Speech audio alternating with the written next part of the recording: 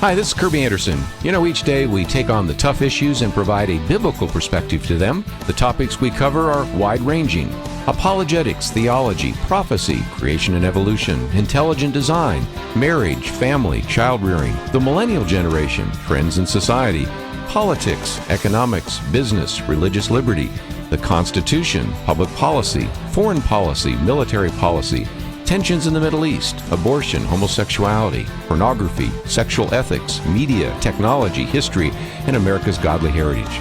We talk about anything that affects your faith, your family, or your freedom. So don't go anywhere, because Point of View starts right now.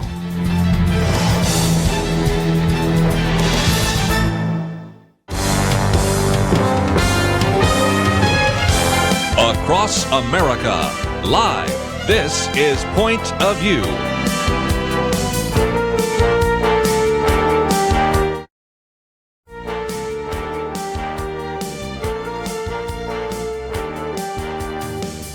And now, Kerby Anderson. Thank you for joining me today here on Point of View. We have a lot to talk about this day and this week. And I might just mention that this first hour, we're going to spend some time talking about issues that are certainly significant to people in the state of Texas. But it doesn't really matter whether you live in the state of Texas or not. These are applicable elsewhere, but especially since I know I have a very significant proportion of my audience from Texas listening right now. I think we are going to focus on two issues. Number one, the whole controversy that has surfaced about 58,000 non-citizens voting in Texas. Is that true? Of course, the mainstream press says no, that figure that was used by Donald Trump is not true, but I think we'll dig into that a little bit more. Then we'll have Jonathan Saenz addressing the issue of what we are calling now and what he's been calling kind of the ban the Bible bills. And so we'll get into what that might mean. But I might also just give you kind of an overview of what we're going to be covering over the next couple of hours. We next hour have Michael Rhodes with us. He's the co-author of this book, Practicing the King's Economy, Honoring Jesus and How We Work, Earn, Spend, Save, and Give. Always important to talk about a biblical view on economics. And I might just, as a very small note, mention that book that I wrote a number of years ago called Christians and Economics, just received the Spanish edition of that, in part, interestingly enough, because my publisher said the real big need that he could identify, and he's identified a couple, but one of the biggest was that in the Latin community, in Latin America in particular, but also in other countries as well that have Latin population, just there is such a need for a biblical view about economics and finance and investing and those kinds of things. And there are some very good reasons for that. We in this country take for granted, Larry Burkett, and we have Jerry Tuma on. We've had Jim Paris, and I can mention all sorts of secular people that have produced all sorts of great material. And, you can go on and on and on, the tremendous benefit and wealth of resources we have that are in English. Not necessarily the case in Spanish. So anyway, I thought I'd just mention that in passing, but we're going to talk about that a little bit later. I'll also get into a couple of the other articles that we have posted on the website that you can read. We had this shutdown over $5.7 billion. Nothing happened, by the way. And the cost of the shutdown is $6 billion. We would have been better if you're a Democrat or a Republican, whether you're Donald Trump or if Nancy Pelosi, just fund it and move on instead of having this disaster that we've had, which is going to continue to play out. And also a very good piece by Ramesh Panaru, Why Don't We Already Have a Wall? It's a question many of you have asked over a number of years since we supposedly already funded it. Already approved it. Why don't we have it? And we'll get into some of that as well. Okay, let me take this on. The other day, I saw this article that came out saying 58,000 non-citizens voted in Texas, and the leftists say there's no voter fraud. And so, first of all, there was a report that came out in Texas that found that 58,000 illegal votes were cast by non-citizens in the Lone Star State over the last few years.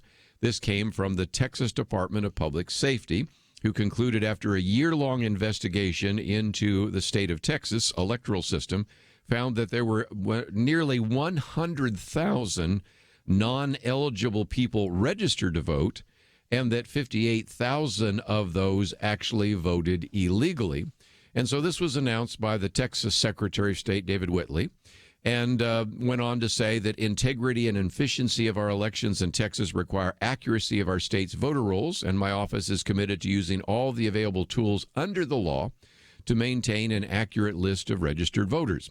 He went on in the press release to say, our agency has provided extensive training opportunities to county voter registrars so that they can properly perform list maintenance activities in accordance with the federal and state law, which affords every registered voter the chance to submit proof of eligibility. And then you also had some other comments that came from our Texas Attorney General in the state of Texas, Ken Paxton, who's been on the program with us before. And maybe it's about time to get him back on again, because he said his department is ready to investigate and prosecute any voter fraud cases. And I was in an event recently where he spoke, and he made this a very significant point, because I think he has recognized something which I'm going to talk about in just a minute.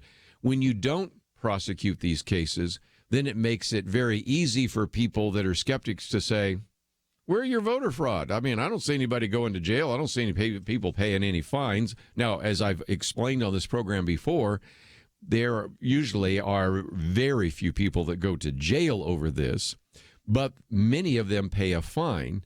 And just think this through. Okay, you're in whatever county you're located in right now. You have all sorts of cases that you need to follow up on. Individuals that have not paid their alimony. You've got cases of individuals that have not paid their property tax. You've got various properties are in foreclosure. And then somebody says, you know, you really need to prosecute voter fraud. And you're going, after I spent all this time and energy, what do? They pay a fine? Okay, it's really far down my list. Just not going after it for very good reasons. But Ken Paxton says, okay, enough is enough. We need to actually put some people in jail. We actually have to levy some pretty heavy fines, because every single instance of illegal voting threatens democracy in our state and deprives individual Texans of their voice. Okay, so with this coming out, you would have thought, okay, that certainly would get somebody's attention. Oh, yes, it did. It got the attention of the President of the United States, Donald Trump. And he tweeted on that Sunday. And you would think that once those numbers came out, everybody go, yeah, I guess maybe we got a bigger problem than we thought we did. Oh, no, you'd be wrong in that case. First of all, let's give Donald Trump his due. On Twitter, he said these numbers, first of all, he talks about and he says 60,000, but okay, he rounds up from 58,000 to 60,000. He said nearly 60,000 non-citizens voted in Texas, and 95,000 non-citizens were registered to vote. It's funny, he rounded up on one and rounded down on the other. That's okay. The right order of magnitude, not going to quibble about that at all. Then he said these numbers are just the tip of the iceberg. All over the county and country, especially in California, voter fraud is rampant, must be stopped, strong voter ID. And so then that tweet showed up on a segment on Fox and Friends. And then, as you might imagine, everything did break loose. Because then you've had individuals that saying, well, yes, it is certainly possible that you have 58,000 individuals that don't match, but you know, you need to do some more work to determine whether or not these are all false positives. And first of all, I do agree with that. You know, you might be listed as Samuel Rodriguez, and it's on the voter rolls as Sam Rodriguez. Okay, I can see how that would happen. Bob Smith or Robert Smith. You can see how any of that could be maybe the highest number, but still the Secretary of the state of Texas issued a statement saying that we have an attempt to try to match these two, and we don't have that taking place. And so then there are more and more people that sort of piled on and said, well, these might just be weak matches. There may be something else involved there as well. And so given the fact that you do have the ability for a person who is a non-citizen to have actually a registration for voting as well as for driving a car, maybe that's what the case might be. When we come back, though, I want to talk about some people that have been digging into this a little bit more, and it helps you understand why, even in the midst of all this evidence, people say, nah, we really don't have voter fraud. I'll explain more about that right after this.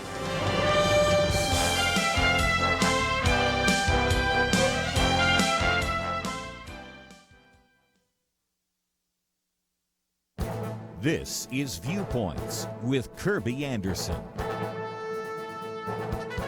The wife of the Vice President, Karen Pence, used to teach art at Emmanuel Christian School in Virginia when her husband served as a member of Congress. Her office announced that she would once again be teaching art in the school on a part-time basis. That announcement was met with lots of criticism for one major reason.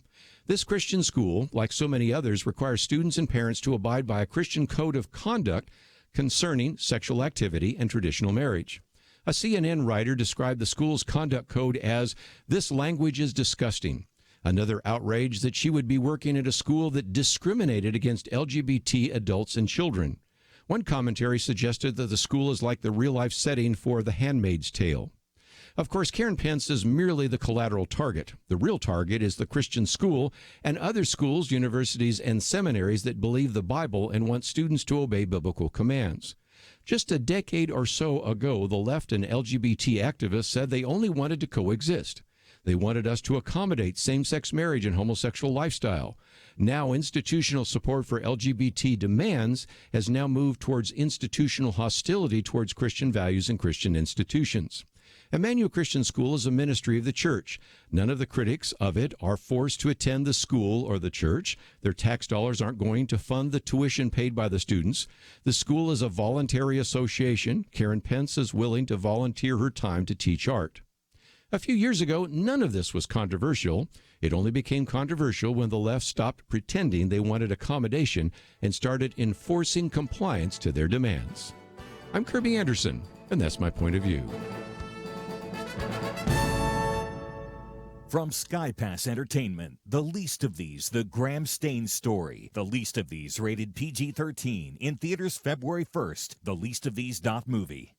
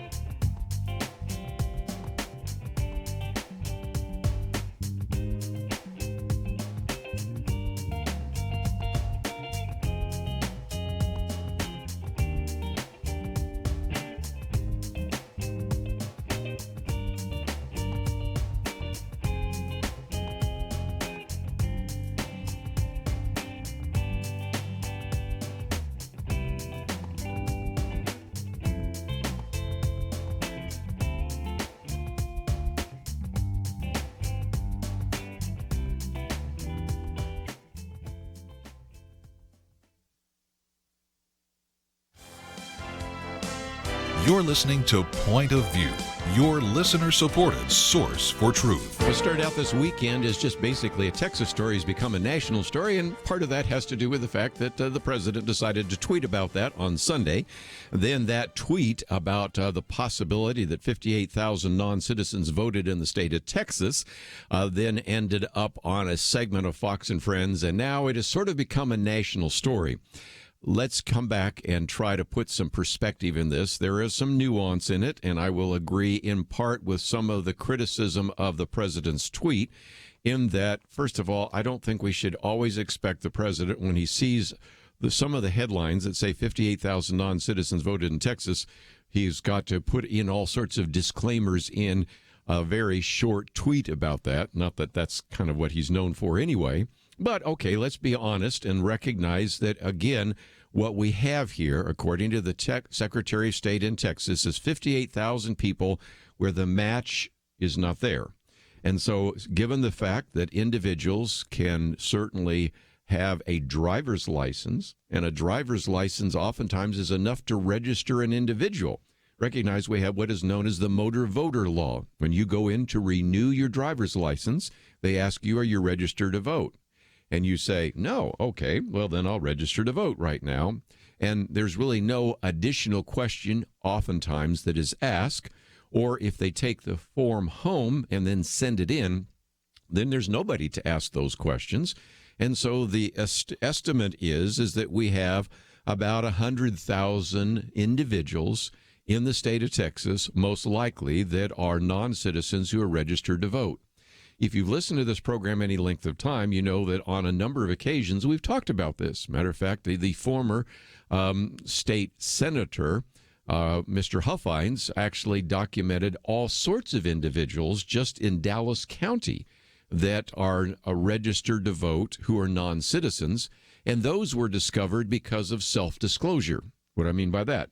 These are individuals that were called for jury duty, and if you've ever been called for jury duty, there are little cards that you can fill out saying, I do not need to serve on a jury because. One of those is I'm not a citizen. So people would check that box. And then they'd go back and say, excuse me, you not only are registered to vote, but you've actually voted in the last 3 elections. Oh, I didn't know I was not allowed to do so. Or in some cases, they pretend like they didn't know they were not allowed to do so. And so we do have cases like that that have been self-disclosed.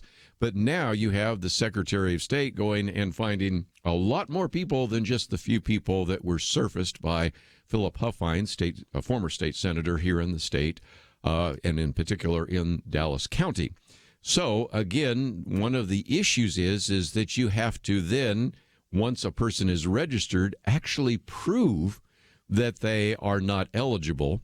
One of the statements made in this particular article are that counties are not permitted under current Texas law to immediately cancel a voter as a result of any non-citizen matching information provided.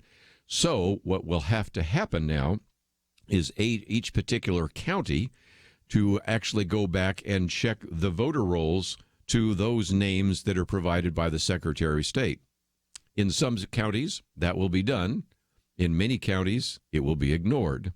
And so Chris Davis, the head of the Texas Association of Elections Administrators, actually said that without additional verification, one can't say that all of the individuals engaged in voter fraud. True. But you have all these, if you will, could be false positives. I think there are very few that have taken place. So the first thing is people have said that President Donald Trump tweeted a misleading statistic. Well, he was just simply using the statistic provided by the Secretary of State. And we'll have to actually go and determine whether all those 58,000 non-citizens who voted in Texas are non-citizens. I'll give you my prediction. A high majority of them are. But there was another way they responded to that, and that's 58,000. That seems like a lot, but you have 15.8 million people that are registered to vote in the state of Texas. So what's the deal? Okay, let me have some fun with that one. Many times I've talked about your right to vote can be compared to money. I've said before that these voting machines are sometimes so inaccurate that we wouldn't put up with that with an ATM machine. Okay, just think about this for a minute. Imagine if you had a bank that said, we have deposits in our bank of $15 million. Why are you quibbling over $58,000? No bank would dare say that. But again, we have all these kinds of attempts to say that voter fraud is not significant. So it brings me to one more piece, and then we'll get to our friend Jonathan Saenz. I didn't expect to spend that much time on this, but after the point, counterpoint, some of the statements being made, I just kind of shake my head because 58,000 people that are registered to vote is bad enough. 58,000 that actually voted and maybe non-citizens is worse. And the fact that we may have 100,000 in the state of Texas alone that are registered to vote that shouldn't be registered, I think that's an issue. And it is amazing to me how some of the mainstream press just waves their hand and say it's not a big deal. And so this one comes from our friends there at Empower, Texas. Quinn Sullivan said, my colleague Aaron Anderson, no relation, has reported extensively on voter fraud. In just the last 2 years, Texas Scorecard has reported on over a dozen new voter fraud investigations, nearly 24 prosecutions, numerous convictions, and 3 elections overturned due to fraud. I would imagine that's the first time you've heard even those numbers alone.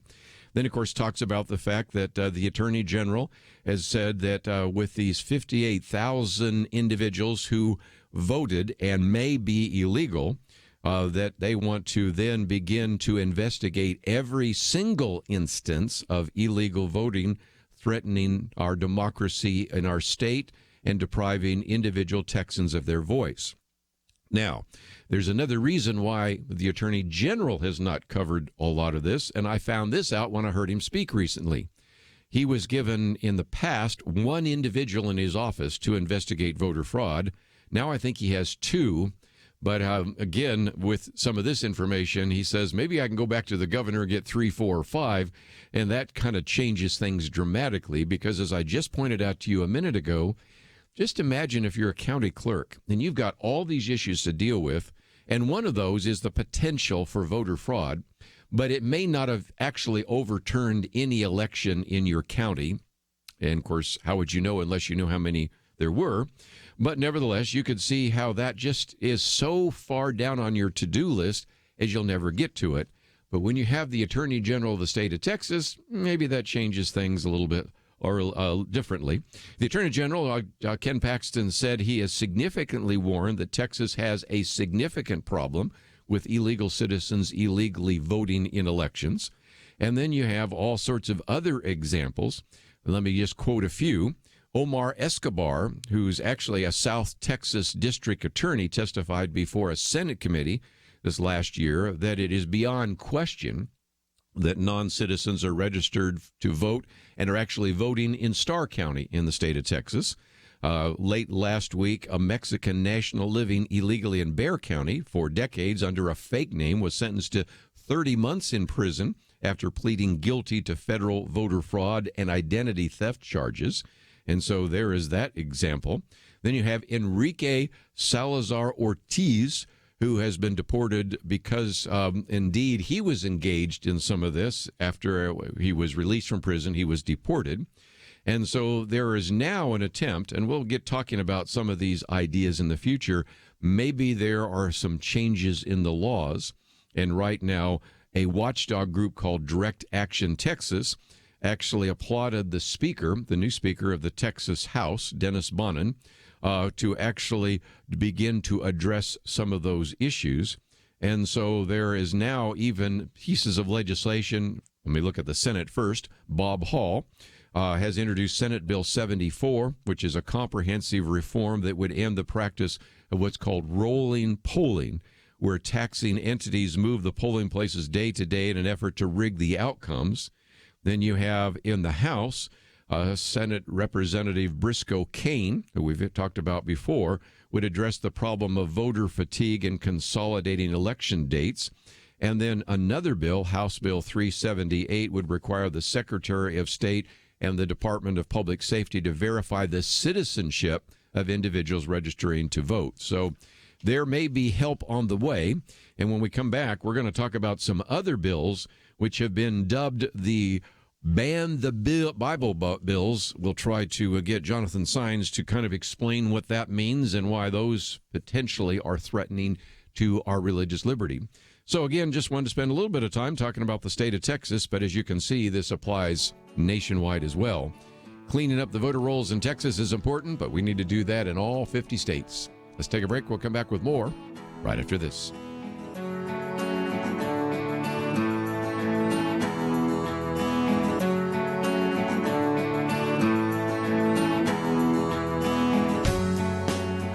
There is no more dangerous time than when things are going well. Remember Elijah on Mount Carmel? Fire came down. There was no doubt who was God, but what happened next? He went from amazing faith to a time of great fear and depression. Many Christians have been very thankful a certain Democratic candidate for president was not the one to nominate two replacements for the Supreme Court. But as with Elijah, times of great victory are also times of great danger. Moments like this are not the time to take it easy. This is not the time to let our guard down. This is a time to double down on our work in the community, to serve and pray and plan and invest in a better future. This is the time to join Point of View's Truth Team 360 to make sure today's promising gains are not lost tomorrow. Show your commitment to our future by visiting pointofview.net/team or call 800-347-5151. Ask to join the Truth Team. Pointofview.net/team and 800-347-5151. Point of View will continue after this.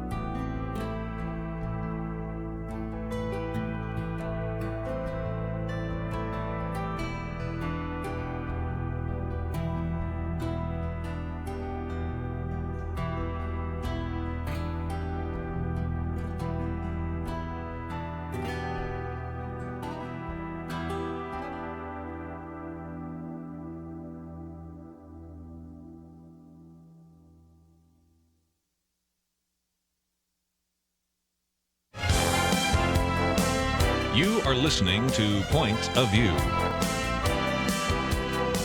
The opinions expressed on Point of View do not necessarily reflect the views of the management or staff of this station.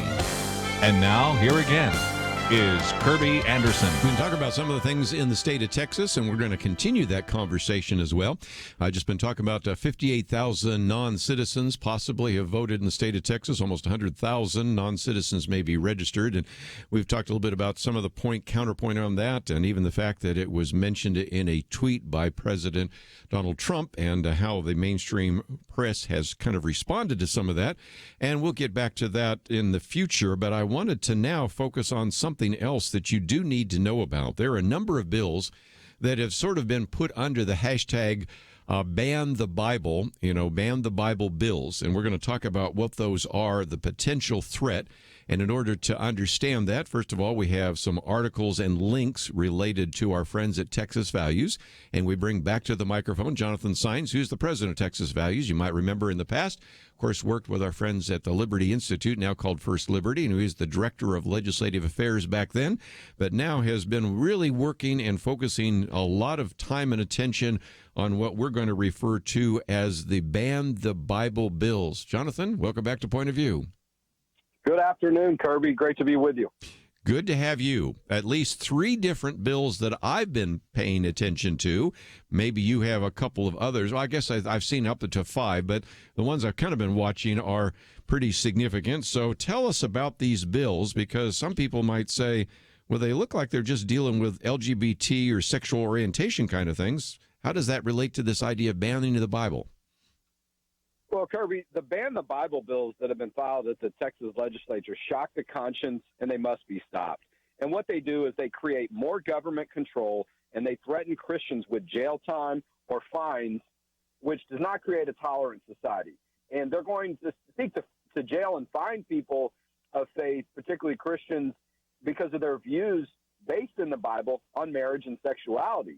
And so if you believe and follow what the Bible tells you, that marriage is between a man and a woman, and that God made people male and female, these bills, which include House Bill 254, House Bill 244, Senate Bill 151, House Bill 188. You can go to txvaluesaction.org to see the very long list of Ban the Bible bills. And that's what this issue is about. And we've known this for a while, but this makes it a little bit more clear that the effort by some, when in regards to advocacy for sexual orientation, gender identity, it's no longer good enough for people to be tolerant or to coexist, if you will. They want the government to pick favorites and to pick winners and losers and to punish people that also are not compliant and are not supportive of people that are gay or consider themselves transgender or bisexual or whatever case may be, simply because of their beliefs that are based in the Bible. And that's what we've seen for a long time is the beliefs that people have on sexuality, and when it comes to these issues of marriage, are beliefs that they have as Christians. And that's in the Bible. And so that's what our concern is. And that's why these bills effectively do ban the Bible, because you're not allowed to have these beliefs. And if you do have these beliefs, you could end up in jail or with hundreds or thousands of dollars of fines, which really amounts to, in a lot of ways, an effective ban on these beliefs. One of the things I want people to understand is, obviously, we're focusing on the state of Texas, but this, again, has attracted national attention. Let me just quote from Eric Erickson, for example. He said, if you want a sense of where the left is headed nationally, look at what progressive legislators in Texas are trying to do. They want to ban Christianity in all but name. This continues, he says, a long line of thought first advocated by the Obama administration, which sought to restrict the free exercise clause of the First Amendment to kind of an idea of a freedom of worship standard. And in other words, you can be a Christian in church on Sunday, but nowhere else. So in some respects, Jonathan, what you're dealing with is something that, although it's happened in the state of Texas, even for our national audience, they should pay attention to what you are going to be fighting here in the legislature. Well, that's right. I mean, if you see anyone making an effort to put the 4 words sexual orientation and gender identity, or maybe gender expression, into state or local or federal law, particularly in areas that have historically been for discrimination protection based on religion and race, the effort is to put people with that personal and political view at a higher level so they can have a better chance of winning against you if your religious views they feel are different or come into conflict with their personal or political views. And we've seen it happen in other states. This is why Jack Phillips is at the U.S. Supreme Court, or he's been at the U.S. Supreme Court, the Christian cake baker, because Colorado had a state law that says on issues of sexual orientation and gender identity, which are subjective, it means different things to different people. If people have beliefs on those issues, and if someone disagrees with that or has a particular private business or they're involved in a ministry and they choose to live their life based on a biblical belief of marriage or sexuality, these laws, these ban the Bible bills, and like what happened in Colorado, they're not going to allow you to do that. And if you try to, they're going to punish you. And in Jack Phillips' case, he went to the U.S. Supreme Court because the government wanted to force him to say a message. And I think that's what needs to be clear here. These are efforts by activists who want to create a new government law. They don't want just liberty. They don't want people to be left alone. They want the government actually to get into everyone else's private business and tell private business owners and individuals what they must believe, and if they don't, they're going to be punished. One of the things that is kind of interesting is I write my commentaries a week ahead of time, but the one that is on our website today and the one that people are hearing on various radio stations is my commentary about Karen Pence. And one of the things I say, interesting enough, Jonathan, is just what you said. That is, we were told by our LGBT activists, hey, we just want to coexist. And so they said they just wanted to have us accommodate same-sex marriage and the homosexual lifestyle. But I point out in my commentary that institutional support for LGBT demands has now moved towards institutional hostility towards Christian values and Christian institutions. Of course, Karen Pence is just one example. But this list of bills, which we have a link to on your website, people can go to texasvaluesaction.org, but we have it there as well, listed under anti-Christian bills in the legislature, takes us through changes that would be taking place in the Civil and Practice Remedies Code, various things that would change or amend the property code. If all of these bills pass, or even some of them, we have a very different state of Texas than we had just a few years ago. Right. These apply to religious homeless shelters, colleges, universities, other private property owners, even if you're a Christian counselor. Okay, so if a parent and child go in to meet with a counselor and they're having questions about issues related to sexuality, and they want to ask the counselor what the Bible says about it, or to remind them, or to give them some support and encouragement if they don't want to engage in some of these same-sex activities, and they want that support, that counselor and therapist would not be able to work with them from a Christian perspective if in any way it could be considered that they're discouraging that type of behavior, or if they wanted to have a discussion about a gender transition surgery and the counselor was asked what the Bible says about it and they want to get support, that Christian counselor would not be able to invoke what the Bible says or biblical terms regarding questions related to sexuality and marriage. They'd be punished. And a reporter was interviewing one of our staff about this, and the reporter said, oh, it even applies to Christian counselors? And we said, yes. Can you believe that? And so that was the point. I heard your setup, and it was very well done regarding Karen Pence and where things have moved. And I think that's why we want people's attention on this issue, and we wanted to make them clear that in effect, you're banning the Bible when you put laws like this in place that punish people for biblical-based beliefs that they should be allowed to do in their own private homes, in their private businesses.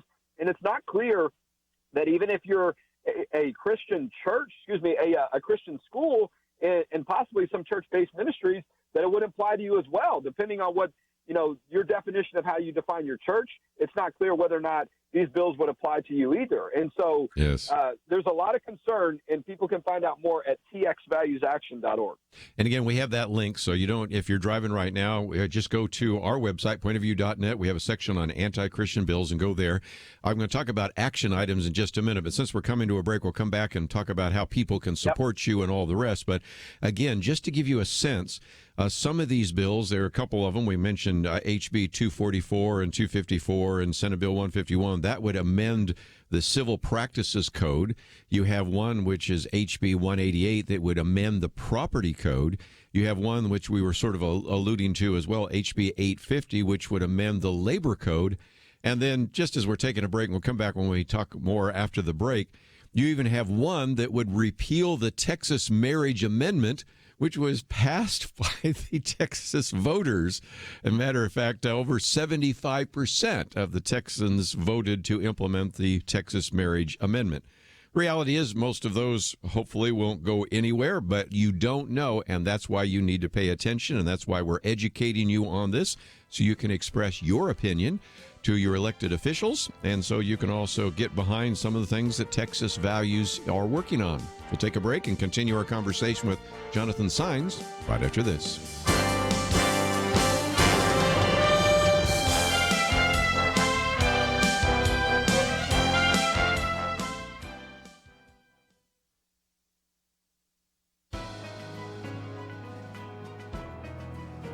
Welcome to the First Liberty Briefing. I'm Jeremy Dice.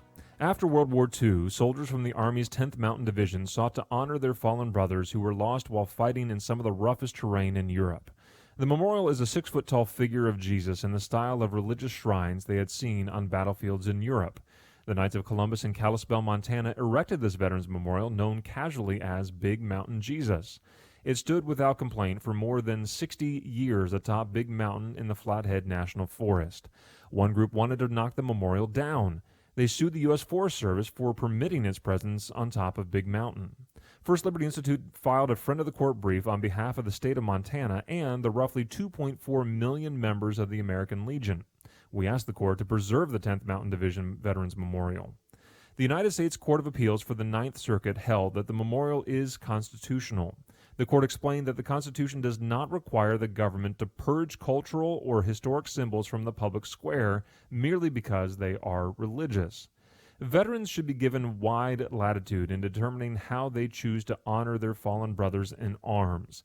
And if these veterans choose religious symbolism as part of their memorials, the government's response should be one of respectful neutrality. To learn how First Liberty is protecting religious liberty for all Americans, visit firstliberty.org. I'm Kelly Shackelford, President and Chief Counsel of First Liberty Institute. Some people think our religious freedom will soon be gone, but that's not true. The fact is that First Liberty, a national network of America's top attorneys, is winning over 90% of our cases. We defend religious freedom for people like you. Go to firstliberty.org and read the exciting story. That's firstliberty.org.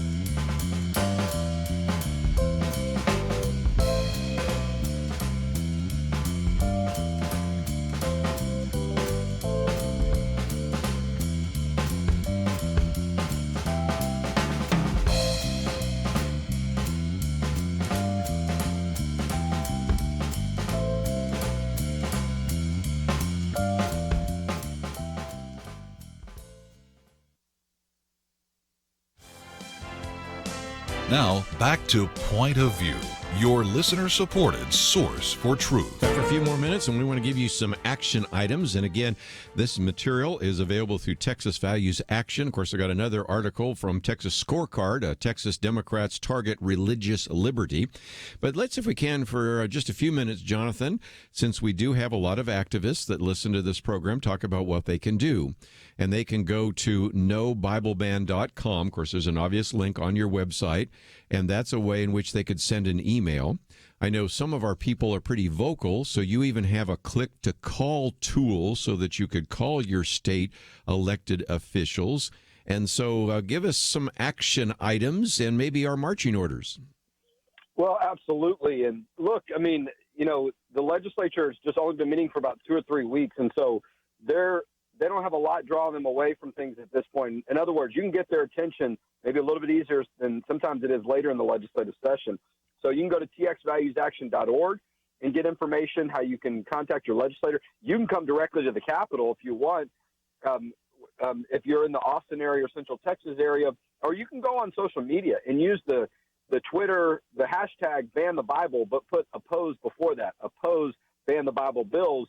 We're getting a lot of traffic on it on social media because I think a lot of people are starting to wake up and realize, wow, this is how far things can go. This is what is at the heart of a lot of these efforts to promote sexual orientation and gender identity laws that have been happening in local cities and states, and at times efforts at the federal level. That's why Jack Phillips is up at the U.S. Supreme Court, and people are wondering, wow, so am I going to have to end up going up to the Supreme Court just to protect my religious liberty rights, just to protect my view that I think marriage is between a man and a woman? It's a valid question. And you may not be able to afford it. And so we can't take that for granted. That's why we want to stop these laws in their tracks right now, these proposed bills, and you can get some more detail at txvaluesaction.org, the website where we have details on this issue. But our team is at the Capitol every day talking to legislators, educating them about this at the Texas Capitol. It's important wherever people are to engage with your elected officials, particularly at the state and local level. And then we're going to have an event in about a month and a half called the Faith and Family Day. That's on March 13th. You can go to our Facebook page if you want to register for that and get connected, where we're going to teach people how to talk to your legislator, how the process works, what to look for, how to put together a letter or to go into an office and be presentable on these issues and what's really going on. We're going to break down the bills and legislation, and we're going to let people know, too, the efforts that some people are making to protect religious liberty at the state level. So when issues come up like ban the Bible bills, they don't overtake our First Amendment rights. Let me just mention, too, as you go to our website, of course, you can go directly to theirs, but I know a lot of you tend to go through ours as a portal to find it. If you go, first of all, to the picture of Jonathan Saenz at the bottom, that will take you to texasvalues.org, and there's a good way to find that. You'll find a blue button there. It says Save the Date, and that's March 13th for, again, the Faith and Family Day. And then for the other material, of course, you can either follow the link on that website, or we do have a link directly to TX Values Action, and that takes you into the actual bills themselves, and those are significant. And just before we go, though, I thought we might answer a question that I've already had some people asking me, so it's worth asking you as well. Why so overt? I recognize when I look at the individuals that have proposed these bills, most of them are from places like Houston or Austin, El Paso. One is from Dallas. But you would think that they might say, well, I don't know if this is going to be something that we could even pass through the legislature. But I do get the sense right now, back to the point about the left, just sort of the idea that, no, look how close it was in terms of even the U.S. Senate election with Beto O'Rourke. Maybe we can actually pass these pieces of legislation and alter what is actually part of the Civil Practices Code, the Property Code, the Labor Code. Maybe we could even overturn the Texas Marriage Amendment. So there's a sense in which, whereas before, Jonathan, many individuals would sort of hide their agenda, they're just becoming a lot more explicit in this session of the legislature, aren't they? Well, that's right. And look, if people want to join with us, we've had over 22,000 emails through our system in less than a week asking legislators to oppose these ban the Bible bills. So you won't be standing alone. You'll be joining thousands. And it's necessary and it's needed because, to your point, there is some sense that some folks felt like they had momentum because of some of the election outcomes at the national and the local level here in Texas and maybe other states. And so they think, okay, now this is their opportunity to go as far as they want to go. And I don't even know if this is the end of it, but it certainly is more aggressive than we ever seen. And we've seen more bills filed on this. There's an LGBT caucus that's now been formed of a group of legislators that want to champion these issues. They want to focus on these issues. So I think it's a very real concern. And even though it's in Texas, look, some things happen during the legislative process. I see it all the time that people get confused by language. An amendment gets put on. The next thing you know, something's headed to the governor's desk. And so when, a lot of bills start moving, a lot of action starts going on, things can sometimes slip through. And so we don't want that to happen. We want people to understand what's going on early so we can shut this down now. And we can also educate people about the real threat to religious liberty when you see bills like this, these ban the Bible bills, when they have language that is specific for sexual orientation and gender identity with so-called non-discrimination protection. And I mean, and it hits to these issues. Christian business owners would deal with these issues, Christian-based ministries, other private business owners, how they handle things on their private property. And I mean, there's just a growing, and you mentioned it with Karen Pence, even its Christian schools are no longer off limits for people wanting to use the government to punish them, even though they've historically always had the freedom to follow their beliefs on that private property. Well, again, as we pointed out, both in my commentary and even in some of the material that you have on your website, nobibleban.com, a lot of this is actually proposed as accepting or progressive or open-minded. We're just asking for you to allow us to have these kinds of freedoms, and yet what you really begin to understand as you begin to see how this would amend some of these codes, whether it's the property code, the labor code, even the civil practice code, is it would result in some of the very things we've seen in other states. And certainly you've used the example a couple times in the state of Colorado. Jack Phillips is a good illustration of what it could look like, or even Kelly Shackelford likes to point out about the individuals who are also bakers in Oregon, or some of our friends at ADF like to point out of the florist in Washington and other states, how quickly you can find that standing for your Christian values is going to be controversial and simply seen as criminal if in some cases, or certainly requiring civil penalties of some sort. So again, we have all the links necessary to the Texas Values Action. And of course, you can also go to nobibleban.com. And if nothing else, Jonathan, we knew we were going to have to alert our listeners to some of these issues in the Texas legislature. And here it is, still January, and we've got a whole series of things that people need to get involved with. So thank you for getting involved with us today. And I look forward to the next opportunity to talk with our good friends at Texas Values. So thanks for joining us. Yeah, absolutely. And people should know they're already starting to have hearings and committees. They're starting a little bit earlier on that side of things, and so things could be moving quickly. So we appreciate your support. Well, again, we look forward to the next opportunity. If you want some more information, all you have to do is go to our website, pointofview.net. Click on the picture there of Jonathan Saenz. That'll take you to Texas Values. And again, click on the article there, which takes you into the anti-Christian bills, which takes you to Texas Values Action, which is a little bit different website.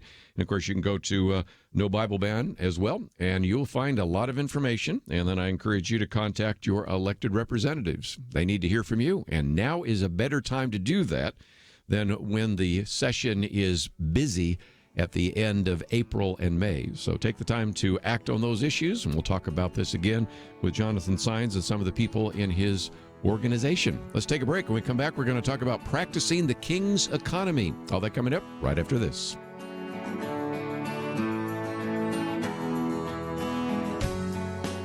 The leader looked around the table, motioning to the older men. He said, "You're here to remind us how faithful God has been in the past. Now, you middle-aged guys, you keep us focused on what God is doing right now. Make sure we don't stop. And you younger guys, keep us looking forward. Imagine what God wants us to be doing in the years to come."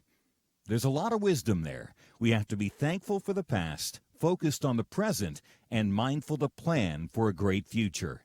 Many listeners have made bold moves to partner with Point of View Radio and accomplish great things for more than 45 years. But as we look around, we do see many positive things, and I think we can all admit there's a lot more to be done. It's time to think about your next bold move, what you can do to invest for our nation's future.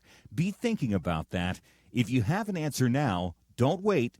Make your next bold move now. Give online at pointofview.net or call 800-347-5151. It's our future. The time is now. Pointofview.net and 1-800-347-5151.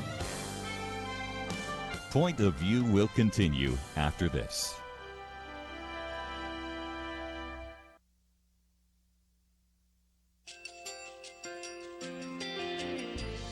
I just want to thank you so much for all the wonderful programming you have. You're just absolutely fantastic. I recently started listening to Point of View, and I really found it interesting because of the different subjects you cover. Thank you for that. I really appreciate everything that you do in keeping us informed. Thank you, Kerby, for everything that you have been doing. I appreciate all the work that you're doing, advocating for the Word of God. Thank you so much. Point of View, I think, is absolutely necessary because it's a Christian perspective, a biblical worldview perspective, and receive very current, up-to-date information about what is really going on, week to week in our culture, which is changing so rapidly, and yet it's morally sliding backwards. Yeah, first of all, I thank you guys. Y'all's program is wonderful, and enjoy it every day. I learn so much every time I listen to it. Point of View Radio Talk Show.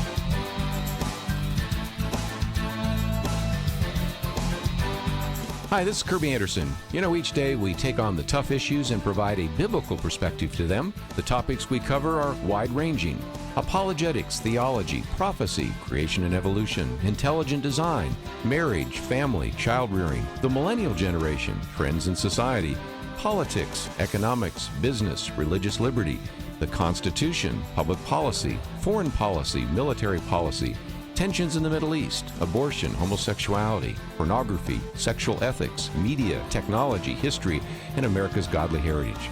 We talk about anything that affects your faith, your family, or your freedom. So don't go anywhere, because Point of View starts right now.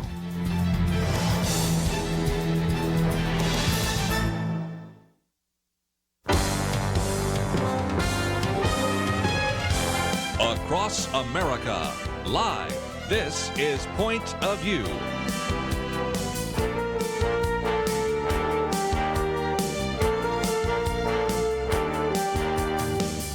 And now, Kerby Anderson. Thank you for joining me today. In the next hour, we're going to spend some time looking at some of the issues in the news, but I thought we'd start off by talking about this new book, Practicing the King's Economy. If you've listened to this program, we oftentimes talk about how Christians need to really begin to think biblically about how to earn their income, how to invest their income, how to give their income, how to save their income. And so we're going to be getting into that in a very significant way. And if you'd like to join us a little bit later, of course, we'll open up the phones, 1-800-351-1212. This is a new book. It is published by Baker. You can certainly find it in your local bookstore, but we have information about it on our website, about 300 pages, great material. And we are privileged to have one of the co-authors of this book on the program with us today, Michael Rhodes, who is the Director of Community Transformation, also an assistant professor at the Memphis Center for Urban Theological Studies. And this is a book that I think will really begin to challenge you to consider how to invest your money. And we're going to talk about some of these very important keys that come from Scripture that you can apply to your life. So, Michael, thank you for joining us today here on Point of View. Thanks, Kerby. It's a real privilege to be with you. Thanks for having me. Let's, if we can, talk a little bit about what you're doing there in Memphis, and recognize that I know you've been involved in trying to equip, for example, urban pastors, community development practitioners, and others. And so this is just, again, an attempt to say, how do we apply biblical principles in our communities in a way that honors the Lord and builds the kingdom? Tell us a little bit more about the work that you're doing. Yeah, thanks, Kerby. So this book really kind of emerges from two major interests of mine. One is I spent 5 years working for a really incredible organization called Advance Memphis in our city, which serves one very low-income neighborhood where my wife and I and our children live, and where we also worship, and where I worked for this organization for 5 years, trying to help people in a community find jobs or better jobs, how to learn how to manage their incomes, start small businesses if that was an interest, or get a high school credential if they'd failed to do that as teenagers. And so the book really emerges out of simultaneously doing that work while also being a graduate student studying the Bible and trying to figure out what the Bible has to say about those issues, not just for folks in my neighborhood, but also for the church everywhere. And so I no longer work for that community development nonprofit, Advance Memphis, but I now train pastors and other students at our Bible college here, the Memphis Center for Urban and Theological Studies, and we offer accredited undergraduate degrees in Bible and a couple other degree programs, mainly to adults, and with one of our primary target groups being bivocational pastors who've never had a chance to go to college. That's right. And so I get to teach Bible, but I also get to teach specifically how God calls us to some of these practical ways of helping those who are struggling economically, the economically poor and socially marginalized. So it's a tremendous privilege for me, and that's what I'm up to day to day. Well, and again, I appreciate what you're doing, because those of us that have ever taught in a seminary or Bible college recognize that in the past, we used to have kind of a Christian worldview, and so we'd apply biblical principles to economics, politics, and a variety of other things, but that's not happened in a long time. We tend to segment that out. Now, the good news is there are a lot of people, even that we've had on the program, that begin to help us understand how to apply biblical principles. But to illustrate your point, one of my books a while back was on Christians and economics, and that one, of course, we've been making available for years, but the one I'm holding up right now, if you can read it, it's in Spanish, because the publisher said there is a real need to actually have some of these biblical principles about economics, about investing, about giving, about saving, and all sorts of things in the Latin community, and especially in these Latin American countries. So I think it really underscores that we today, even in the United States, take for granted all sorts of things that have been written from a biblical point of view about using our finances for the kingdom in a godly way. But I think it just illustrates, again, this book just came out in the Spanish edition to illustrate why we need to have books like yours, Practicing the King's Economy. So let's see if we can talk about this for just a minute, because you really break it down into a number of keys: the worship key and the cross-shaped giving, the community key, as well as the work key, and a variety of others. But let's talk about that. The worship key is this idea of God, not mammon. What do we need to know in terms of making sure that we really have our priorities right in terms of building the kingdom? Yeah, it's a great question, Kerby. We wrote this book as an attempt to offer the church a tool for whole life economic discipleship. What does it look like to live our economic lives as citizens in God's kingdom and under the lordship of Jesus? And we really think that across the Bible, we are challenged by this reality that worshiping money and the temptation of economic idolatry is one of the primary threats to our faithfulness as believers, one of the primary lures that lures us away from worship of God. Sometimes in the Bible, it's not always clear to see that that's what's going on.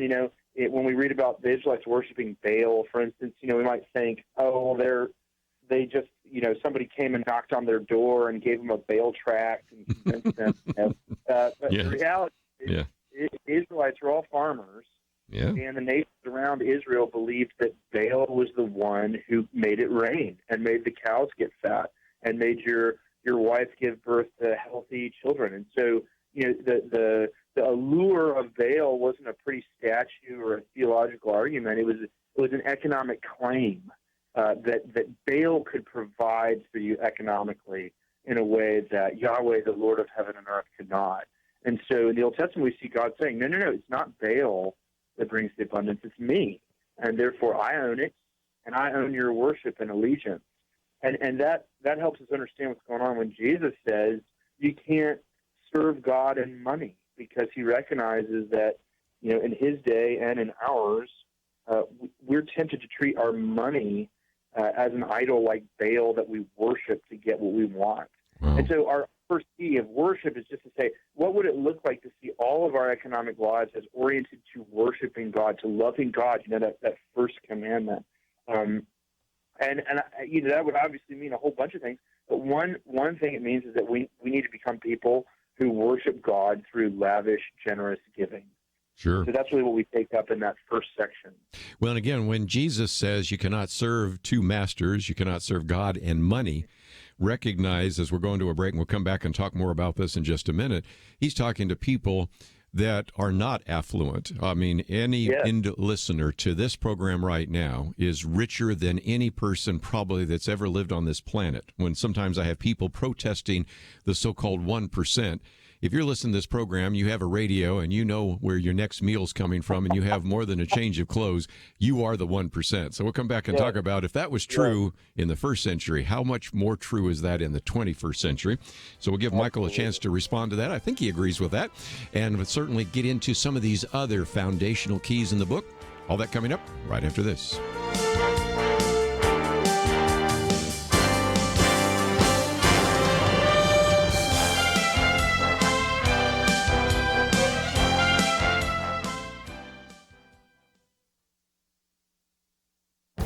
This is Viewpoints with Kerby Anderson. The wife of the Vice President, Karen Pence, used to teach art at Emmanuel Christian School in Virginia when her husband served as a member of Congress. Her office announced that she would once again be teaching art in the school on a part-time basis. That announcement was met with lots of criticism for one major reason. This Christian school, like so many others, requires students and parents to abide by a Christian code of conduct concerning sexual activity and traditional marriage. A CNN writer described the school's conduct code as, "This language is disgusting." Another outrage that she would be working at a school that discriminated against LGBT adults and children. One commentary suggested that the school is like the real-life setting for The Handmaid's Tale.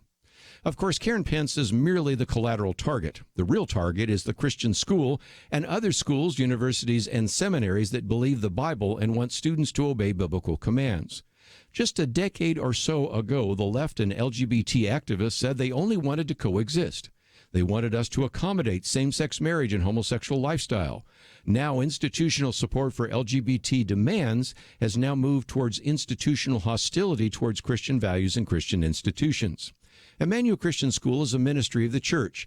None of the critics of it are forced to attend the school or the church. Their tax dollars aren't going to fund the tuition paid by the students. The school is a voluntary association. Karen Pence is willing to volunteer her time to teach art. A few years ago, none of this was controversial. It only became controversial when the left stopped pretending they wanted accommodation and started enforcing compliance to their demands. I'm Kerby Anderson, and that's my point of view. From Sky Pass Entertainment, The Least of These, The Graham Staines Story. The Least of These, rated PG-13, in theaters February 1st. TheLeastOfThese.movie.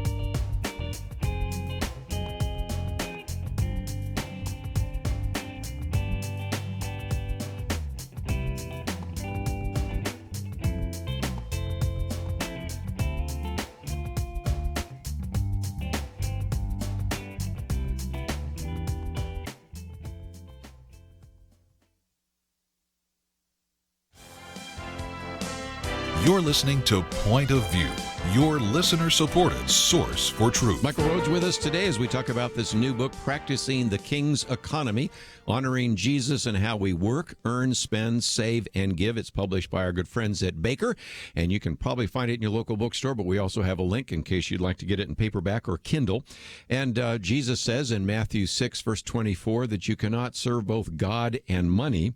And it does seem to me, Michael, that if you can get the first key, the God and Mammon key right, that's the first of 12 chapters. If you get that one right, a lot of the others come together as well. It's like a row of dominoes. You get the first one right, everything else falls into place, don't you think? Yes, I do think that's true, although I think it's important to say if we get it right with our lives and not just with our heads. I think sometimes we think if we think about God right, the rest of these things will naturally follow. But it's interesting what Jesus says in Matthew 6. After saying you can't serve God and mammon, he gives us something to do with that theological fact. He tells us, store up treasures in heaven, for where your treasure is, there your heart will be also. And, oftentimes we read him as giving us a truth about how giving gives us a temperature reading of our hearts, where your money is. Oh, sure. Shows where your heart is, which is true, but that's not what Jesus is saying.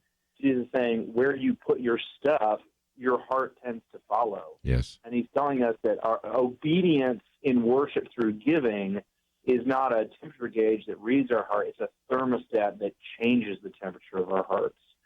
So one of the things that we say in the book is if we begin to look for ways to grow in generosity, to actually embrace sacrificial giving, then that generosity will free up our hearts for love of God and our hands for love of neighbor. And I think that's when we see getting the first one right really does start to lead to faithfulness in the other areas of economic discipleship. You know, in the past, when we sometimes have interviewed some people that have really been engaged in what might be called radical generosity, they all say the same thing. You can't outgive God, so that's the first issue. But it is, like you said, it's not, to even use the illustration I used this time last week on Martin Luther King Jr., it isn't just a thermometer to measure it. It's a thermostat to change, and I thought your point was well taken. Well, you have 6 keys, and I know we only have an hour, so as much as I could camp out on the first chapter, I thought maybe we'll move on to the second key, and that is one that you call the kind of the community key, one table, one baptism, no distinction. And that, I think, is really key as well, because we see that displayed in the Bible, don't we? Yes, we do. I think what's interesting is if, you look at, we spend a lot of time later in the book talking about some of the specifically economic texts in Scripture, things like the year of Jubilee or Paul's teaching and whatnot. But what's really interesting is that one of the high points of Scripture's economic teaching is the year of Jubilee in Leviticus 25. And in Leviticus 25, the specific intention is that the reason why you live your economic life this way is to ensure that your brothers and sisters may remain with you in the land. So the goal of economic discipleship is not just making sure that everyone has enough, it's making sure that we can become a sort of community, a sort of family. And I think that's really hard for us because, if we start worshiping God with our money and we start reading our Bibles, we're going to run into God's heart for the poor. There's no way we can miss that. But so often in the West, the model of our compassion has been what we call the soup kitchen strategy. We've got some have, and so they give what they have to the have-nots. And soup kitchens are good in the right time and place, but they kind of divide the room into haves and have-nots, givers and receivers. And we really think the community key means that God's vision is not some giant soup kitchen, but it's a potluck. If a soup kitchen divides the room up into haves and have-nots, you can't even have a potluck until everyone is a giver to everyone else and a receiver from everyone else. So that shifts the economic goal from how do we make sure those hurting people out there get fed to how do we make sure that we're sitting at a table in our lives at which everyone is welcome, in which we're giving gifts and receiving gifts to and from everyone else in community. One of the things I love about your book is you'll have like the key, the worship key, and then you'll give an example of that key, for example, in society. Same thing here, the idea of the community key, and then you have stories and practices of the potluck. So in each case, you kind of give us some theory and then practice. And of course, I'm always about shoe leather. Let's get some shoe leather here. Let's ask the so what question. How do I begin to apply that? And that's one of the really powerful aspects of your book, because you do give us both the kind of the theological perspective, but then you're working at the Memphis Center for Urban Theological Studies to say, okay, what does that mean on a day-to-day basis? And that idea of potluck, let me come back to that for just a minute, because you can, in the first century, have this kind of economic koinonia that took place. Rodney Stark is one of the individuals we've interviewed on a regular basis. You start your section where you have a quote from him and some others. So you have to recognize that one of the successes, one of the things that led to this vast expansion of the Christian message in the first century was not just that they were actually certainly proclaiming truth, but they were also demonstrating love in the way in which they showed love to one another and even demonstrated love towards the down and out, the downtrodden, the slaves, the widows, the orphans, the abandoned babies in Rome and things of that nature. It seems to me that if we did that today, we would certainly attract a lot more people to the gospel. And I guess we've lost him, so we'll do our best to try to get him back. And when we do so, let me just mention again that we are talking about the book, Practicing the King's Economy, Honoring Jesus and How We Work, Earn, Spend, Save, and Give. And again, I believe that we now have Michael back. Michael, you with us? Well, guess not. Okay, we'll get to him in just a minute. Do our best to... Go ahead, Michael. So sorry about that. But again, we were talking about, Rodney Stark and just the, if you will, the economic koinonia, the way in which Christians demonstrated love in the first century. We need to demonstrate that now in the 21st century, too, don't we? Yes, I think that's exactly right, and I do love that Rodney Stark quote that when people came to faith in the first century, they didn't just get Jesus, they got Jesus' family, and that was good news to be a part of Jesus' family. And I think one of the tragedies of life in our contemporary culture is how divided we are along class lines.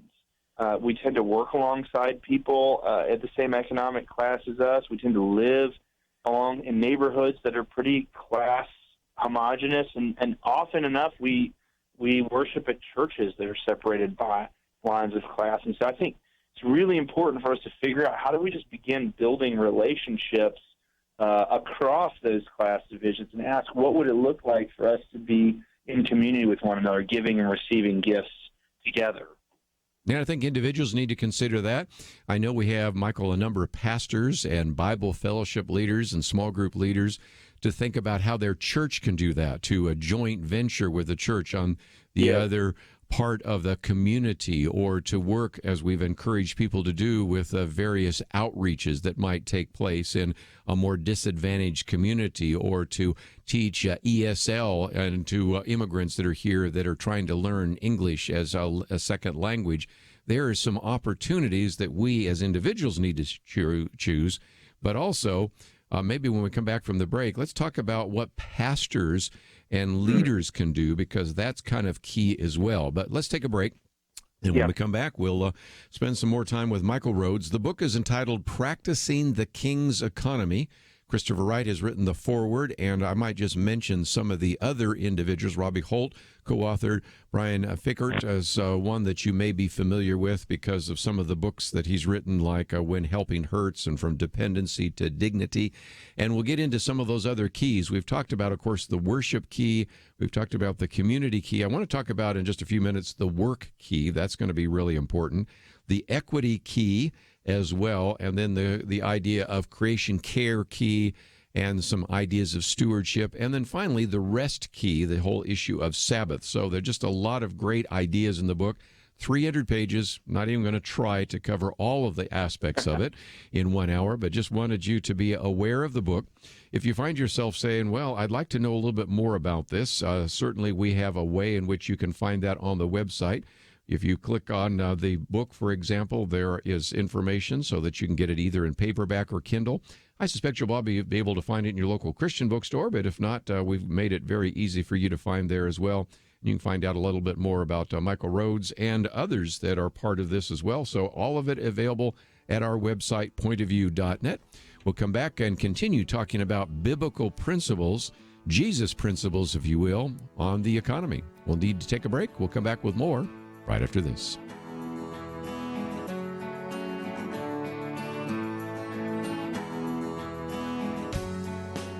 Question: do you have a health insurance plan you are not happy with? Well, Bethany and Jason thought they were stuck. Their plan just kept getting more expensive, and Bethany's favorite doctor didn't even take that plan anymore. And then some friends at church told them about MediShare. With our previous insurance, we were paying $1,200 a month. With MediShare, we now pay around $600 a month. Yes, they're paying $600 less per month, and that's a pretty typical savings with MediShare. And they actually like MediShare more. I was able to go back to my original doctor that I absolutely loved, and it's just been an absolutely beautiful thing being a part of MediShare. Yeah, so they pay a lot less and they like it more. No wonder MediShare is growing so fast. Find out more. They're super easy to talk to. All you have to do is call 855-90-BIBLE. That's 855-90-BIBLE. 855-90-BIBLE. It takes a team to win. Be part of Point of View's Truth Team and bring truth and healing to America. Go to pointofview.net/team, pointofview.net/team, and 800-347-5151. Point of View will continue after this.